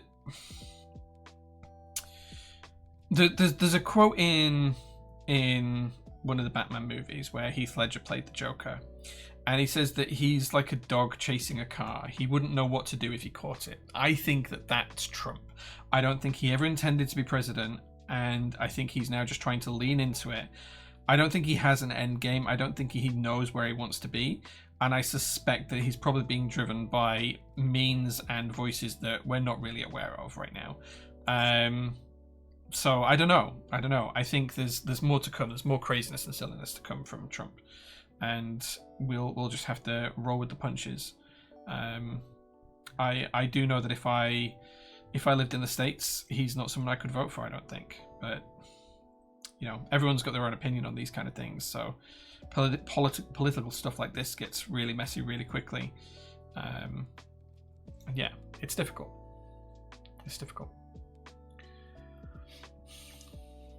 I bought a £600 vehicle-specific oscilloscope for monitoring CAN bus, and I've never used it in anger.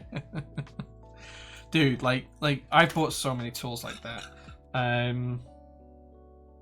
I buy them because I think, oh, that looks really, really useful, and the marketing gets me, and it's like, do you know what? That'd be really, really cool for me to have for this reason. Like, I have a full-on printing setup here for like t-shirts where you can do like multiple layers, screen prints. So I've got 10 or 12 different screens. I've got the whole screen printing press. I've got loads of different inks and paints and stuff like that. I've used it once, and it wasn't even on a t-shirt. It was on a cardboard box. So yeah, it's like even the laser cutter, we don't use that to its full potential. We cut maybe a dozen plates a week or something, but realistically I could cut a dozen plates in a day if I just had someone dedicated to it, but there's no demand for it. So we cut less plates now on the new laser than we used to cut on the old laser. I think we cut about in a year now what we used to cut every month on the old laser, when we first started doing laser cut plates, because people just don't buy them anymore. There's so many plate options available in the group buys now that plate cutting services aren't as needed as they once were. So it's an interesting one, but yeah. That's probably a good point to Alvy's. I probably wouldn't buy the laser if I could go back in time. What's your go-to food or meal? I love Indian cuisine. Indian cuisine is quite possibly my favorite food in the world. It's either that or it's kind of like ramen type food. Anything that's got like a bit of broth and some noodles to it, I'm also all over.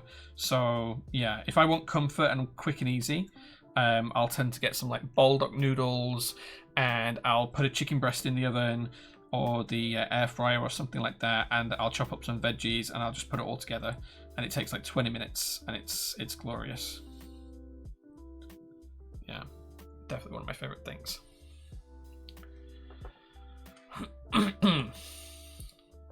Which keyboard brand stroke designer has the best standardization? Which one the best coating?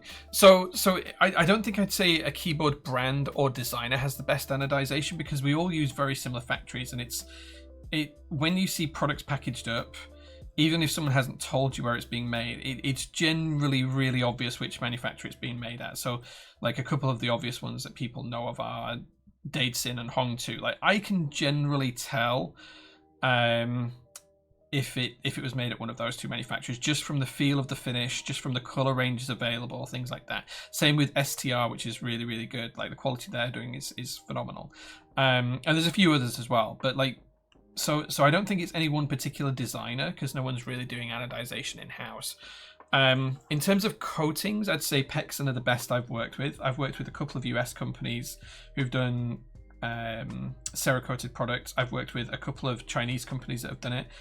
Pexon's work is probably the best in terms of the actual coatings themselves and the end product. Like he has a vision that's artistic, and he actually does do a really good job with the actual quality of the coating as well. So yeah, I think it comes down to different manufacturers, and it really depends on what you want. You know, certain colors are only available at certain manufacturers. E-coats are difficult to procure sometimes in new colors, and there's a whole myriad of things that go into that. And of course, there's some manufacturers some designers that are doing their own manufacturing, like Norbauer, for example. He has exclusive contracts with certain manufacturers in the US that are all there. So it really, really does depend in terms of finishes. But it's really obvious which factories are being used half the time. So.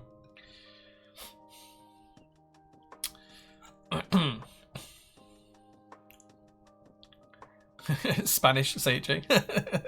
I did mention STR. I didn't realize you were here, Manu, but I did mention STR. At least we're getting a very expensive ballroom at the White House that no one asked for. Sure. People love parties, right? My boss bought a colorimeter package for calibrating not only screens but also printers. He didn't check that it worked with the industry standard or with the dice of printers we use. Oof, that's tough. Out of all workshop tools, which is the one that paid for itself and which one do you use most currently? So funnily enough, like a few years ago, before I started PT, I was doing some other stuff with another company, and they were like as a side of like desk stuff, which I can't really talk about, but they were sponsored by Ryobi. So I got a ton of Ryobi stuff, very, very, very cheap, basically, like less than 10% of the retail price. So that was things like impact drivers and drills. Now, they are still my daily go-to tools. They're the Ryobi 1 Plus stuff. It's fantastic. It's amazing. And I've bought since a ton more tools that fit into that ecosystem, rather than move to Milwaukee or DeWalt or Snap-on or anything else. So I would genuinely say that those have paid for themselves a million times over by now. The number of like pictures that I've put up or screws that I've used on the drill, or the I don't know, like the radiators that I've mounted and stuff that mirrors that I've put up and all that kind of stuff, it's way paid for itself.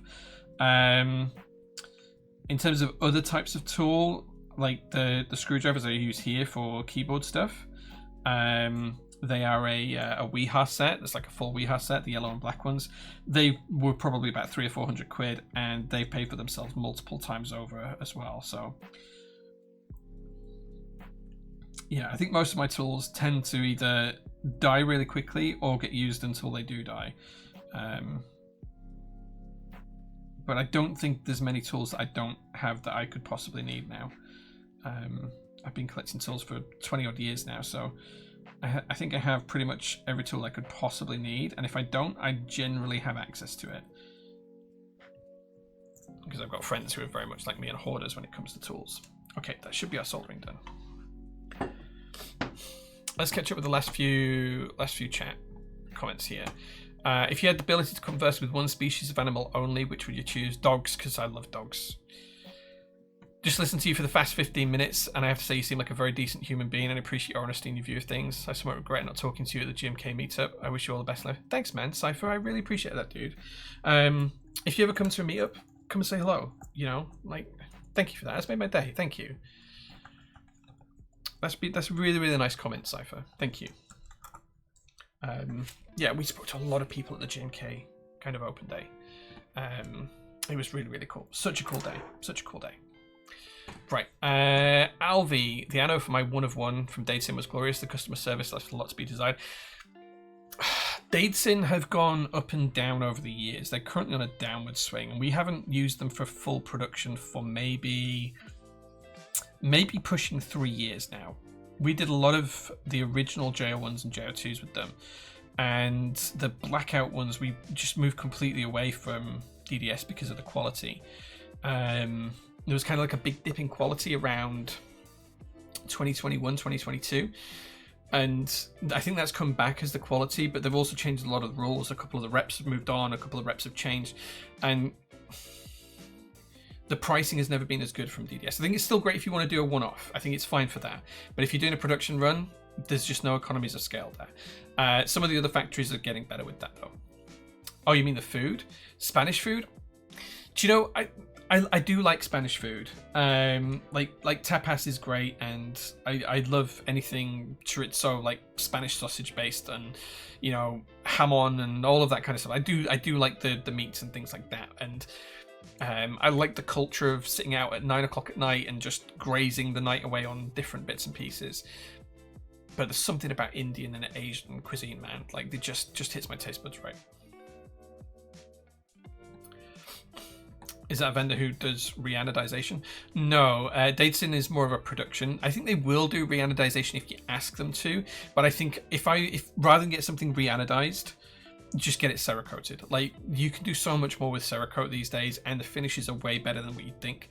And anodization, all anodization is dyeing the oxide layer or the rust layer that sits on top of aluminium.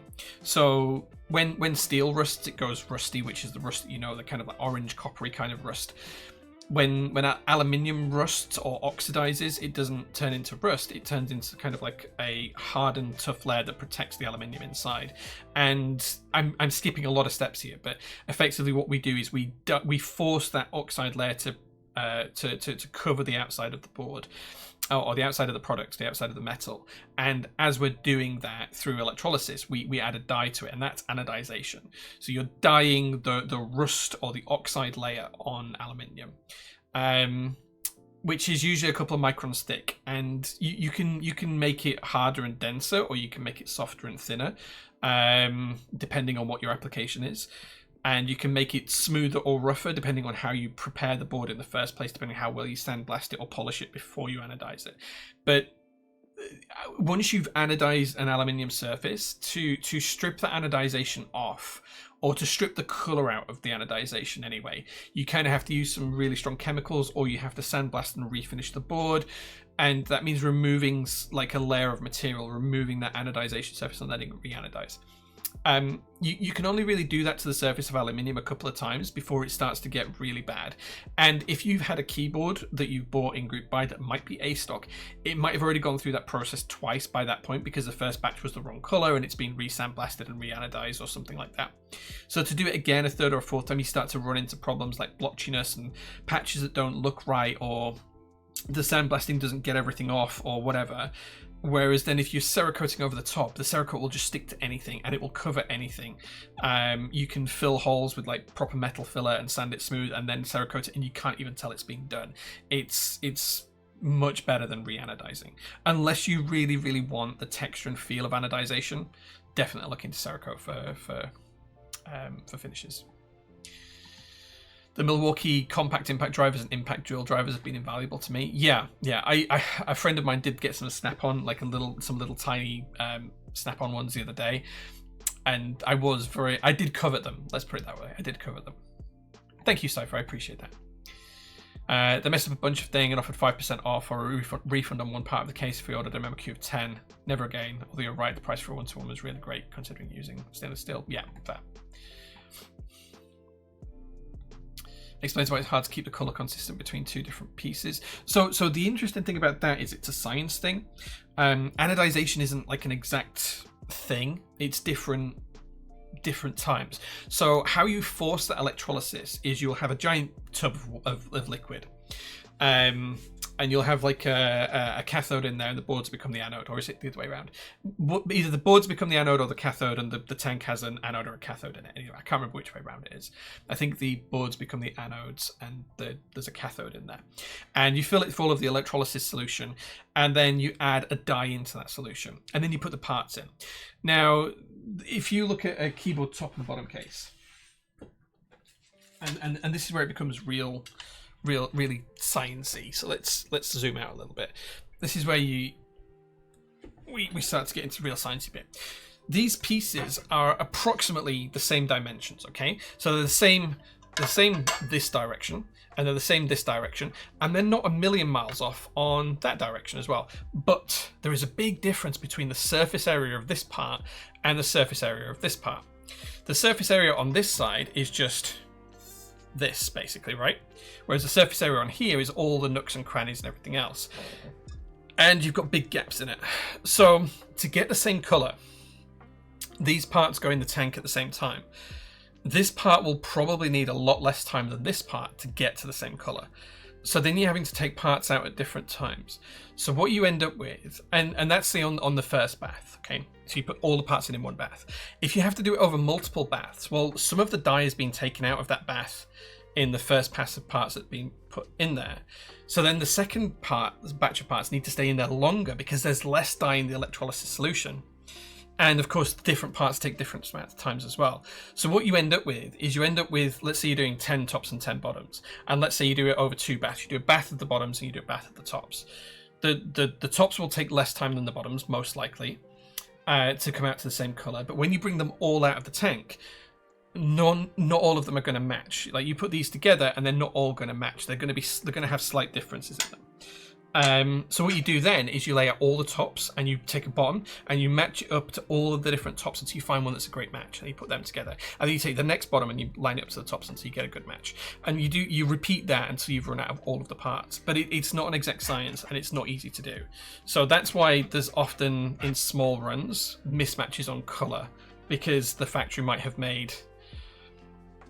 had to have different volume of chemicals in the tank and parts in there for different lengths of time, and it's not exact. Like, it's never going to be exact. It's not like mixing paint where you can say I used 2 grams of this paint and 4 grams of that paint and this base and this primer, and it always comes out the same. It's very, very different.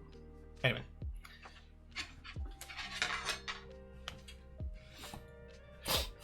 so that's why color consistency is hard in keyboards.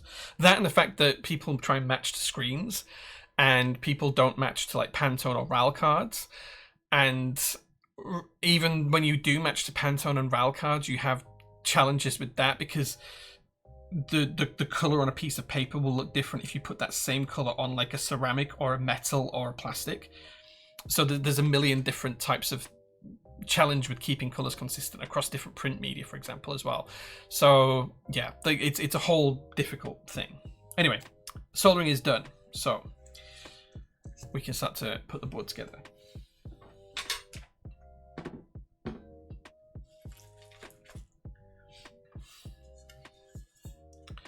And I feel like I've just lost about 25,000 viewers just by explaining all of that at length, because no one was really interested in it, and someone just made an off-the-cuff comment about colour matching is hard, and I've gone through a whole rant about it. So I apologise. I apologise. Okay, so I'm just going to connect up the JST cable here. Or I would do if I could keep hold of it. Love the Anno chat. Learned something. Thank you. Good, I'm glad. Like, that's the aim of it, right? Teach people new skills. So now what I'm trying to do is line up all of the pins one by one.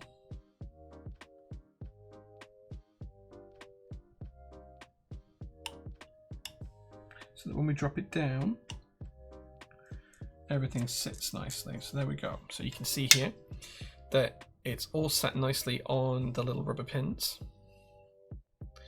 and that's on front and rear. So you can kind of see how the construction works there.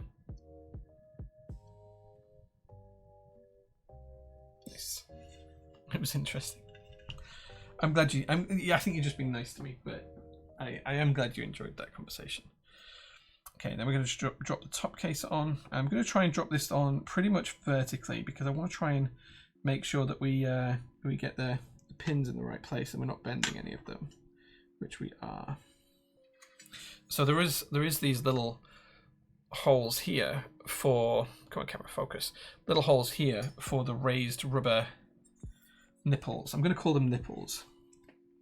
So we kind of need to get it to drop down pretty much on point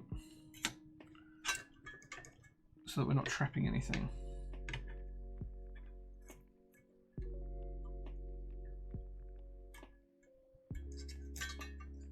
This is much harder than it seems to be.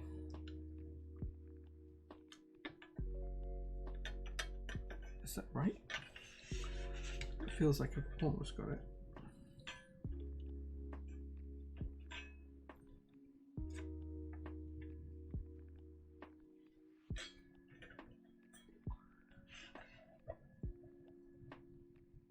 Just going to try and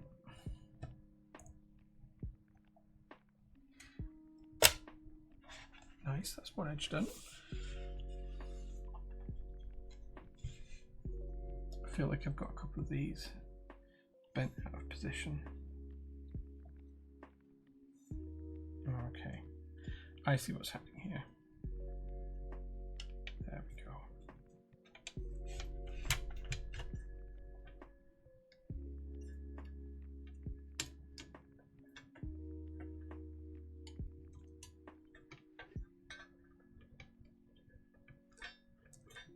There we go. That took a little bit of time. Use tweezers or toothpicks to move the pins around. Yeah, got it. It just took a little bit of faffing, but I believe I have it now. I should have listened to you and used the... I have bits of it as I'm working at the minute. Interesting though. Okay. I feel like you guys are just doing me, paying me lip service here because you don't want me to be sad. But thank you.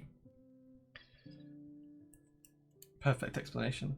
I'm not sure it's perfect, but it's just to show that there's a lot more that goes on in keyboard building than people realize.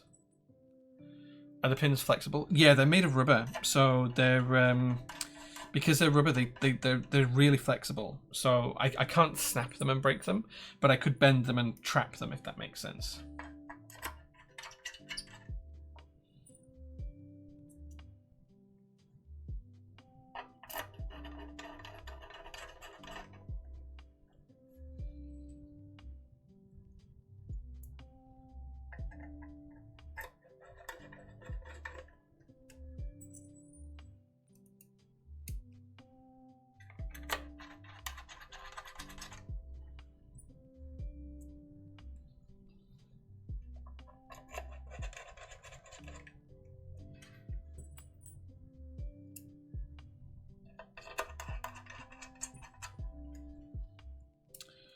Okay.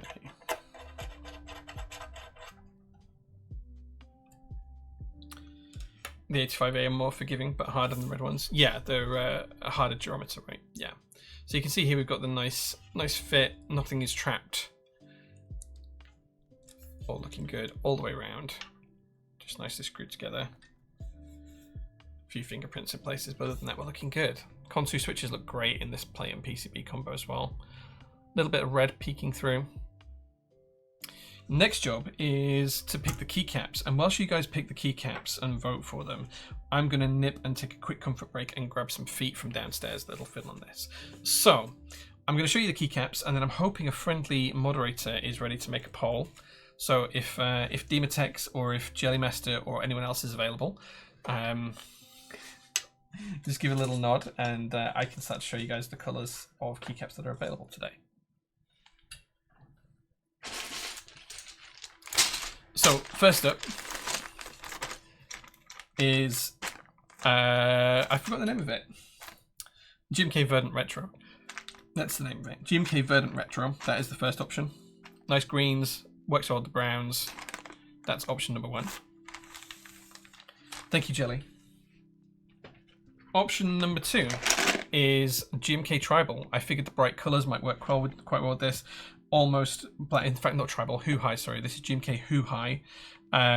Almost dark coloured keycaps that are almost a black might work really well with the brown. We have something that is brown, GMK Hanok. So this has got nice brown tones to it, which will work really well with the case. In fact, it's almost a perfect match as that. Look at that, that's really well. Greys for the other colours, which also works really well. So that's another option. And then we have GMK Dolch, because Dolch will absolutely work on this. And then the last one is GMK Tribal. So there you go. Those are the options. Verdant Retro, Hanok, Hoo High, Dolch, and Tribal. So there you go. Right, I'm going to take a quick comfort break while that poll runs. And I think you're going to get an ad break as well. The poll will be up in a second. Tribal deserves a 10. Hey man, you can vote for whatever you like. And I will give you a nice view of my chair. Dolch with BAE. Dolch with BAE could work really nicely. If Dolch wins, I will build it with big ass enter. Because that would look quite nice. In fact, the teal would work really well with that. Like that would look really nice. So yeah, we can absolutely do that if Dolch wins. And yeah, I'm going to give you a view of the chair, and then you guys can pick which keycaps you'd like to see. I'll be back in about a minute and a half, 2 minutes. See you guys soon. Chair stream for the win.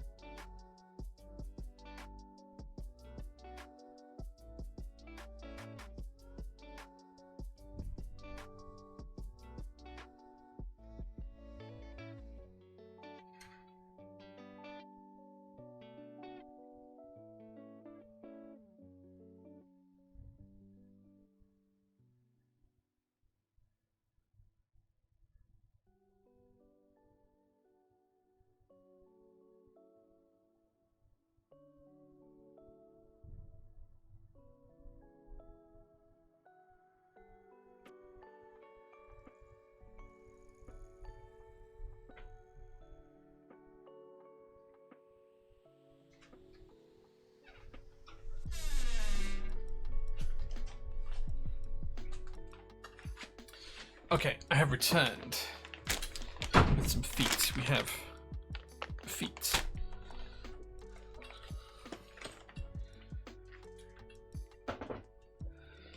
And it looks like Dolch or Tribal's going to win.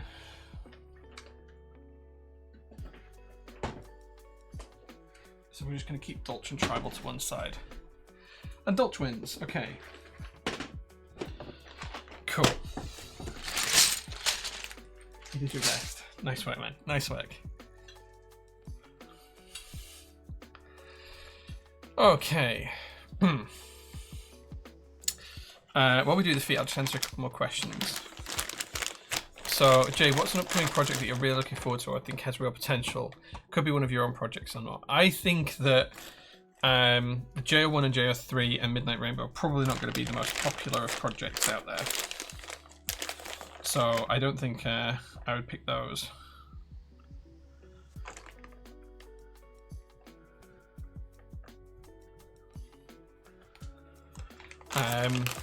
But I think there's a ton of stuff out there that I'm really excited for. One of the ones that we've sold recently is the News Station and New Pad for the Matrix News. Or News, I'm not sure how you pronounce it. I think that's looking really good. GMK Gurakawa was really, really nice as well. And there's a couple of stuff that's coming soon in the GMK world that I'm not sure I can talk about yet that looks really, really cool too. Adult Trends has you sold? Nice.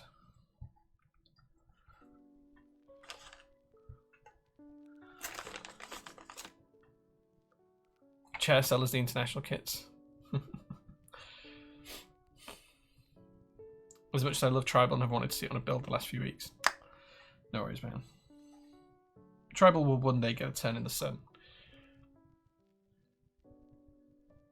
Jay's a bag of feet. Did you get in the back alley somewhere? No, these were actually from 2022. So May 2022. So back in that sort of time, James AKB and I were working together, and he kind of like designed these feet for multiple projects. So we ordered like some samples for him, and at the time it just didn't make sense to order like 100, so we ordered 10,000 of them. And then that was kind of like the same sort of time James started working for Canon Keys, and kind of AKB feet became their de facto standard. So I was just left with like the 10,000 feet and nothing to do with them, and they've kind of just been sat downstairs since then, because we developed our own PT feet internally afterwards, which kind of have rounded corners and are a bit different. So yeah, I just have these spare and I can't really do anything with them, but that's why they were ideal for me to put on this, because I don't have like a license to sell them, so I can't use them in products, and yeah, they're just something that got produced and ended up lying around. So there we go. I'd like to hear about cool things coming soon. Sometimes it's difficult because there's only certain things I can say.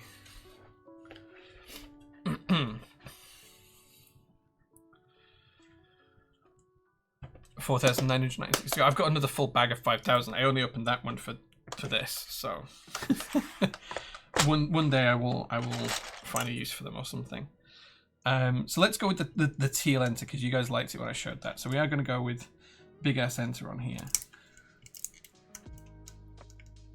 That feels nice. Right. And let's get the rest of the board put together. Is that 6.25? Yeah. We don't need a split shift. We don't need that. We don't need ISO editor. We don't need that one either. Effortless. Yeah, Jay, what are you doing? Did we test the solder? I didn't, but I'm conscious of time. It's like 10:30, so I haven't had a chance to check the soldering, but I will do that off stream later on. Maybe we'll do it after we put keycaps on if we've got time. QWE, yeah. Let's use the red escape up, yeah, because we like the red. Yeah.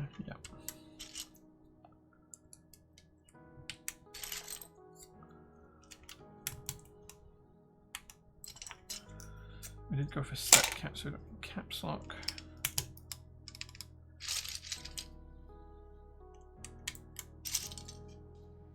Don't need F keys.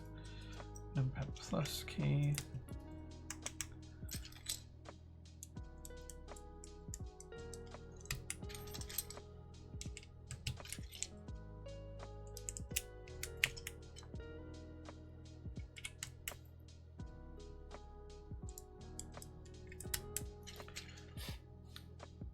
Any new MT new sets coming from GMK soon? Yeah, there's lots of MT new coming soon. We don't need that control key. We don't need that key. We don't need that shift. Tasty, tasty. Alex Otos, thank you so much for the raid, man, and welcome everybody.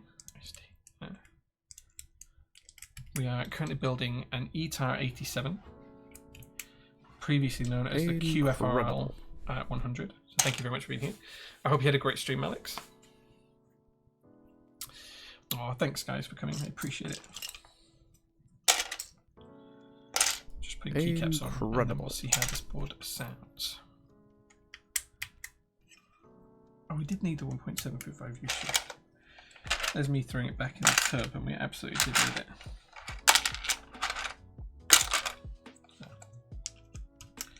Silly me. Nice BAE. Thanks, man. I do like a little MTNU. Yeah, there's always new MTNU coming from GMK. They've got a lot of it in the works. Keep an eye on our coming soon page if you want to know more.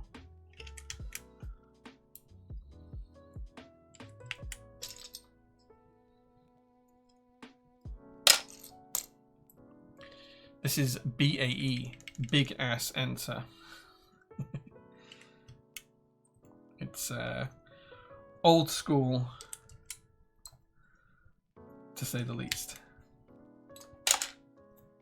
We're using GMK Dolch here. I don't think we need a code key, but keep it to one side just in case.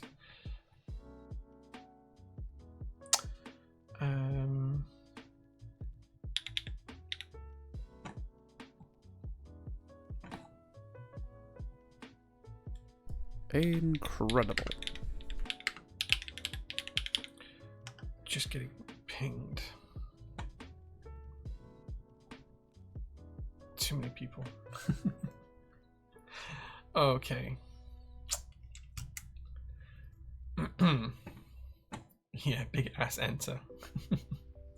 I swear we had a keyboard like that with the pipe key on the split right, but I can't find a picture of it and no one knows what it would have been. Might have been a membrane though. Keyboard like this with a pipe key on the split right shift. Like pipe key here. I mean, you could code that if you wanted to, but I don't know of anything, I can't think of anything that comes like that as standard. This is a very old Dolch set from, I think, from the original run.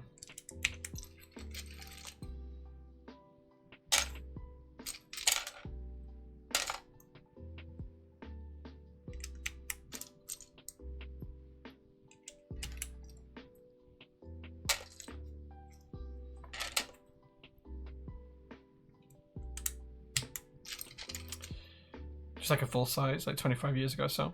Maybe. Very tempted by the Etar. Looking forward to your opinion. So far, my opinion is very positive. The board's easy to build. It's easy to put together. It's got a really nice mounting mechanism. It's pretty fun. We'll see how it sounds when we type on it. These are Konsu switches. Funky enter key. Yeah. This is BAE. Big ass enter.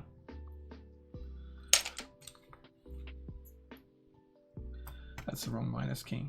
Nearly put it in there by mistake then.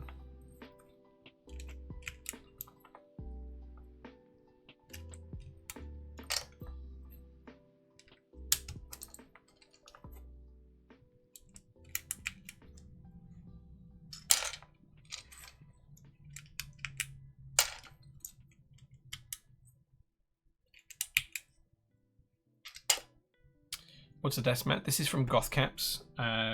It's just one of their really nice desk mats. It's kind of like a bubble effect. Yeah, it's from Goth Caps.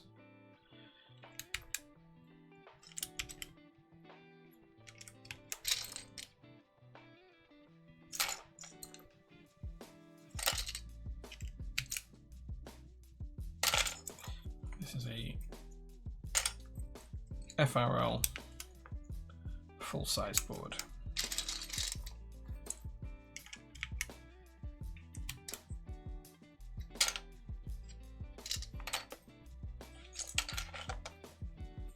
Slightly concerned that we haven't found some of the modifier keys yet that we need.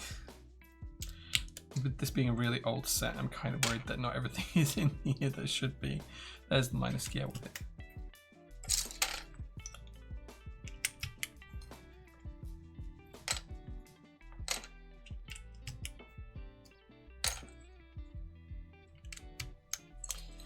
Goth Caps is dropping new mats. Yeah. I always prefer the more abstract Goth Cap mats, but they're all excellent. Yeah, this one was a gift from Moons of Empire. We met up for a coffee when I was going to the Formula 1 a couple of months ago, and he surprised me with it, which was very, very sweet of them.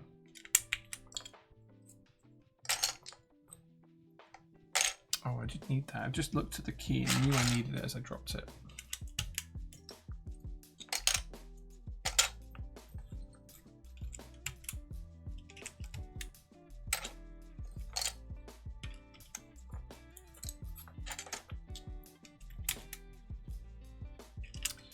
Okay, starting to make some good progress now. Starting to look like a keyboard.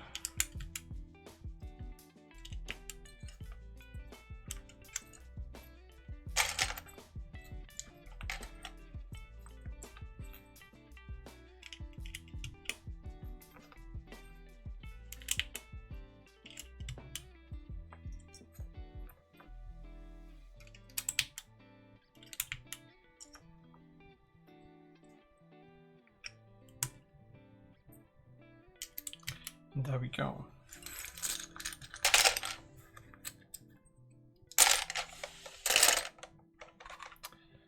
What's everyone currently typing on?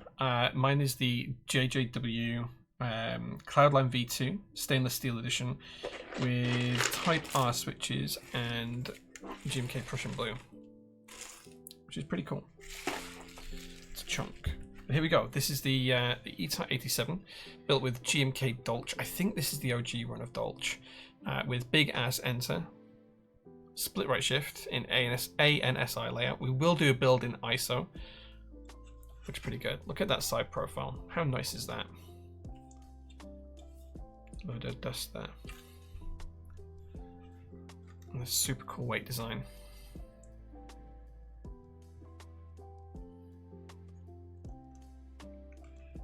No surprise, quicker than the Cosmos keycaps. Yeah. OTD side, so good. Dolch goes really well with the case color. Dolch works really, really well with it. It's just the light, the way the light is for the top and bottom colors. If I move it too far to one side, you'll see that there it matches almost perfectly, which is where there's roughly the same amount of light from the two stream lights. But if I hold it here, or like when I go here, you'll see that the light just hits it at different angles at different times, so it might look slightly off, but it's not, especially if I do it this way around. But if I do it that way around, it's much more consistent. It's just the lighting effect. But I think that looks really, really nice. Super duper nice. Dolch is just one of those timeless sets. Nice bit of shine on the keys. Yeah, this is a really old set, and the shine on the keys is because this was used in the workshop, in the old workshop, like 6 years ago, on 2 different keyboards for a long time. And then I think it's been added to with different, like the BAE kit and the set of modified kits over the years and stuff like that. So it's kind of like jumped up in. There's multiple key sets merged into that one key set base. What board colors will there be? For this, there's going to be, if I remember rightly, there's going to be like a dark blue, the dark gold, which is what we have here. There's an emerald green colorway. There's a purple colorway. And I think that's it. Oh no, there's a red colorway as well. Red as well. That's it. Yeah, it's just those colors. But this is the dark gold. It came out really, really nice. Really, really happy with how that looks. It looks really, really good. Like, really surprisingly good. Should we see how it sounds? Let's pause the music a second. I know it's not particularly loud, but let's pause the music. I'm expecting this to be quite clacky. Quite clacky, probably quite loud, but in a good way. And it's an aluminium plate, so it's going to have a little bit of resonance to it. And when we rebuild it, we'll be building it with a POM plate and ISO layout, so it'll be slightly different. Really nice on the clack.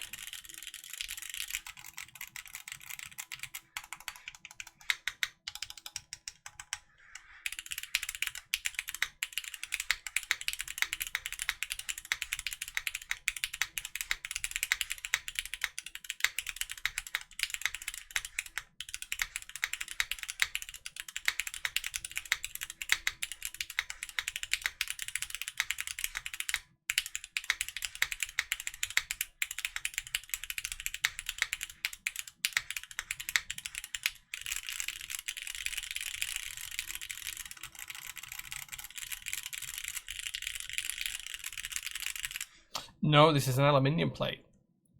It sounds really clacky. It's really, really nice from the clack. There's no case ping. I was expecting, because of the size of the case and just how long it is, I was expecting some case ping. The only place there is a little bit of case ping is down here by the numpad. But across the main 60% part of it, there is no ping at all.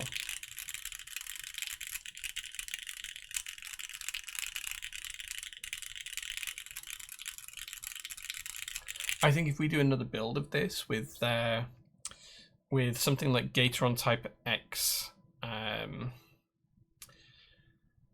and we do it with a POM plate, I think we're going to get a very different sound profile. I think we'll get something that's a little bit more thocky than clacky, and it'll be interesting to see what the two sound like. The typing feels kind of interesting because it's using those bridges. There's kind of quite a bit of flex here. Like you can see, there's quite a lot of case flex here. If I just push down here, you can see there's quite a bit of movement there.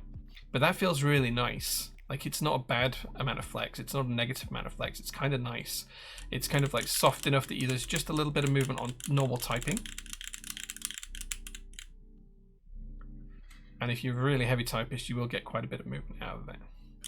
Big fan of that. That's kind of nice. This is way nicer than I was giving it credit for. I thought this was going to be a nice board, but this is significantly nicer than I thought it was going to be. Yeah, so it's like on 75 amp tadpoles on PC tabs. Yeah, it's a really interesting mounting system. So I have some of the spare tabs here to show you. So there's different tabs. These ones are FR4. In the board we've got polycarbonate ones, and there's also aluminium ones as well. But effectively you have a little tab, camera please, like this, and there's 7 or 8 of them around the board, and the PCB rests on little grommets that sit in here. Little tadpoles. So these are the firmer tadpoles. The ones we've got in here are 75A durometer, and these are 85A durometer. So these clip in just like so. He says, struggling to push it into place. Okay, come on, click in. I just ripped it in half. Whoops. That's my bad. I just ripped the tadpole in half. Anyway, the tadpole kind of sits like this, and then the PCB and plate assembly rests on top of here. So you kind of have the bounciness of the tadpole, which you can see is quite flexible, and then you also have how flexible the this part is. So the ones that we've got in the board are the most flexible. These are FR4. The ones in the board are polycarbonate, so they flex a lot more. And then you're basically typing onto these with a gasket on top of it. So that was not supposed to happen. I wasn't supposed to rip that in two. That it does click into the middle part here. I'm struggling to show that. But yeah. So you can kind of see how that would sit through the hole there, like so. Come on, camera, please focus. There you go. Sit through the hole like so, and then have the other bit on top of it.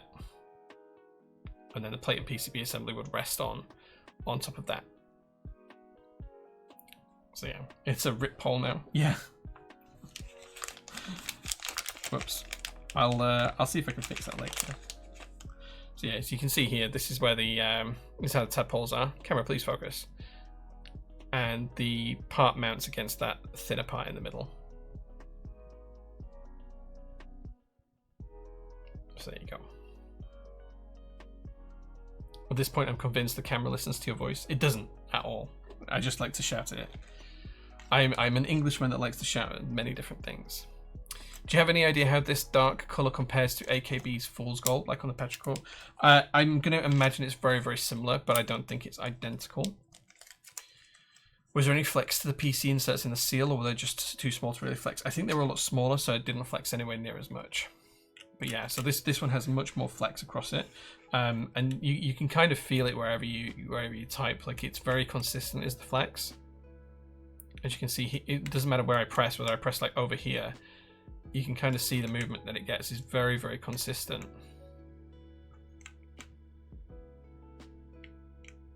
Which is kind of nice. Yeah, sorry, bloody easy. I did not mean to destroy the tadpole like that, but I did, unfortunately. Maybe we need to make those the holes in the center of these slightly wider, because that's where the tadpole fits through there. Maybe we just need to make them slightly wider. It's all good. I'm really, really happy with this. I think this is going to sit on my desk for a little while, and I'm going to use it.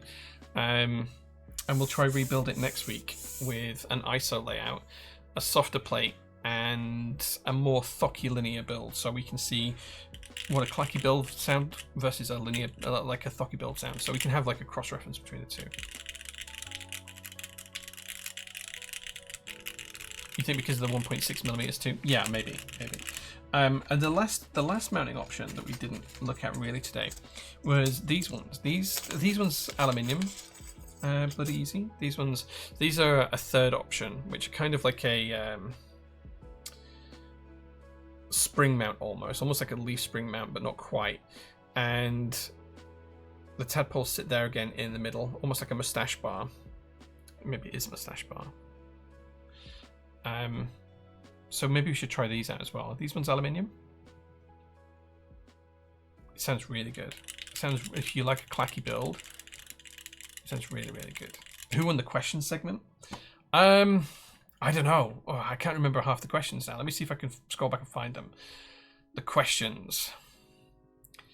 Someone asked a question. I can't find it now. Someone asked a question about luxury items, and I gave the answer of toilets. Whoever asked the question about luxury items, let's go with that one, Albie. That was a good question. I don't know if that was you or someone else. Can also use top mount, right? Yes, you can build this as top mount as well, yeah. That was you, Bazooka? Cool. Drop me a DM and I will send you a desk mat. Thank you for asking a great question. This does sound really good. I think this is going to replace the Cloudline for at least a week or two. Okay. It's almost 11 PM here in the UK, so it is time for me to finish up streaming today. If you guys have got any last minute questions, please ask away. I'll just give you a recap of the PT news, and then we'll close the stream down for tonight. So, coming next week, we've got the next shipment for PT. It's about to hit port tomorrow. Hopefully it won't take too long to clear port and customs, and it'll be here at the workshop very soon. GMK Copper is going to drop in stock this week. The fix kits from GMK should arrive Monday or Tuesday, I think, which case we'll get the group buy orders out, and then we'll have the in-stock options in straight away, so the same day, so watch out for that. Open day. We are doing the open day in the meetup here at PTHQ. That's going to be the 8th of November. So if you are wanting to come along to that, watch out for tickets. They'll be launched in a week or two's time. I'm hoping a week tomorrow we're going to launch tickets. They'll be £4 each, but you'll get £4 off an order if you make one on the day whilst you're here at PT. There'll also be free coffee. There'll be goodie bags and freebies and stuff. I'm having some stuff made. I'm spending a small fortune having stuff made for people who do attend, and there might just be something special for SPC members who are Twitch subscribers or Ko-fi subscribers on the day as well. So we'll see if we can arrange something for that. For SPC members, we are going to do like a meal afterwards. There's going to be a poll going up this week to see whether you want to go out for dinner or whether you want to do a meal here and we all order a takeaway type thing or something like that. So yeah, there's a ton of stuff happening with that. There's also like a 10% chance I'm going to have a tattoo artist here on the day as well, giving me a tattoo. So, because like I've been meaning to get like a PT tattoo for a long time. And I was speaking to a friend of mine who is a tattoo artist, and he's like, if I can make it, do you want me to tattoo you in front of everyone on the day? And I thought that was quite funny and I thought that was quite fun and silly, so that might happen, but that's like a 10% chance. Is the DCS ABS Flex going to be current in stock, or is it one time, hard to get all the sets at once? It's going to be on pre-order until it's in stock. So it's going to be up for pre-order until the sets arrive here at PT. Then we'll ship out the pre-orders and everything else will go in stock. The price will increase the same amount at SP as it will here. I think it's going to be like 5 to 10% increase when it's in stock, and then they will be in stock until they've sold out. That's that. Midnight Rainbow is going to happen via a raffle, but I don't think we'll have enough buyers to get it to MOQ, so I will be buying at MOQ. So if you are interested in GMK Midnight Rainbow R2, the proper IC for that should launch on Friday, I think, of this week coming, and then it will be up for sale towards the back end of September, early October. I'm thinking we're going to do it around somewhere around the 10th of October, somewhere around there for Midnight Rainbow R2 raffle, assuming GMK come up with the pricing. Windbreaker starts on the 10th of October. Confirmed vendors so far are Prototypist, Geon, Novel Keys, Oblotsky, and Sillyworks. There might be a couple of other vendors as well, depending on where you are in the world, so we'll figure out what that's going to look like soon. Face PT tattoo. I'm not getting a face tattoo. I'm covered in tattoos anyway. I've got them everywhere. I've got like ones on my wrist and my legs and my arms and stuff, so it's probably going to be on an ankle somewhere, but we'll see. Any update on MT New Copper? MT New Copper is still in production. It's still having color matching issues, I believe, but I think it's pretty much solved now, so it should be shipping before Christmas, this side of Christmas. So yeah. Have you considered adding a second NA vendor per Black Simon stream reaching out to you? Simon dropped me a message regarding Windbreaker. I replied back to him and he said there'd been some drama. I asked him what I'd missed because apparently it's something I'd missed. I have not had a chance to like look at that properly yet because it's the weekend, and PT is technically a company that I run, so we work during the week. I stream on weekends, but like Monday to Friday is kind of like our working hours, like most companies do. So I have not had a chance to have a look into that. I am aware of his message. I don't know what the beef is particularly. Simon did say something, and I haven't delved into it yet, so we'll see. MT New seems to be harder to color match than CYL. Skywriter was also delayed. Yes, that's because it's PBT, not ABS. PBT brighter colors are harder to produce, and therefore it will take longer to color match, and it's a bit of a new science for GMK. They've got the process down for ABS, which is easier to make bright colors in. Because it's PBT, it does take a little bit more time for them to do it. They are working on it. They're very good at what they do, and I'm sure they'll crack the timing of it for sets going forwards. Cool. Okay, I think that was all of the last minute questions. Thank you so much for watching, guys. Thank you for everyone who subbed. Thank you for keeping me doing what I do. Come and watch out on Instagram and Discord because I'm on there constantly, and we drop stories on Instagram every day about what we're doing here at the workshop. You can see the workshop and everything we're making, producing, selling, packing, shipping. Yeah. So come and do that. Check us out on Discord, which links just below. Thank you so much for watching, guys. I hope you really enjoyed the board. I love building it. It's not going to leave my desk until the bloody Easy asks for me to ship it back to him, because I really, really like it. And we'll rebuild it next week with a different set of switches and a different layout. So thanks so much for watching, guys. Take care. Have a really great rest of your weekend wherever you are in the world. Go to the shop and go to the store and buy something. Nibble Machine, thank you so much for the 5 gifted subs as well, right at the end of the stream. I thoroughly appreciate that. Congratulations to anyone who's got one. Go buy something off the store. We ship worldwide. No one's got any tariffs in the US from us yet. So, yeah. See you later, guys. Have a great weekend. Bye-bye.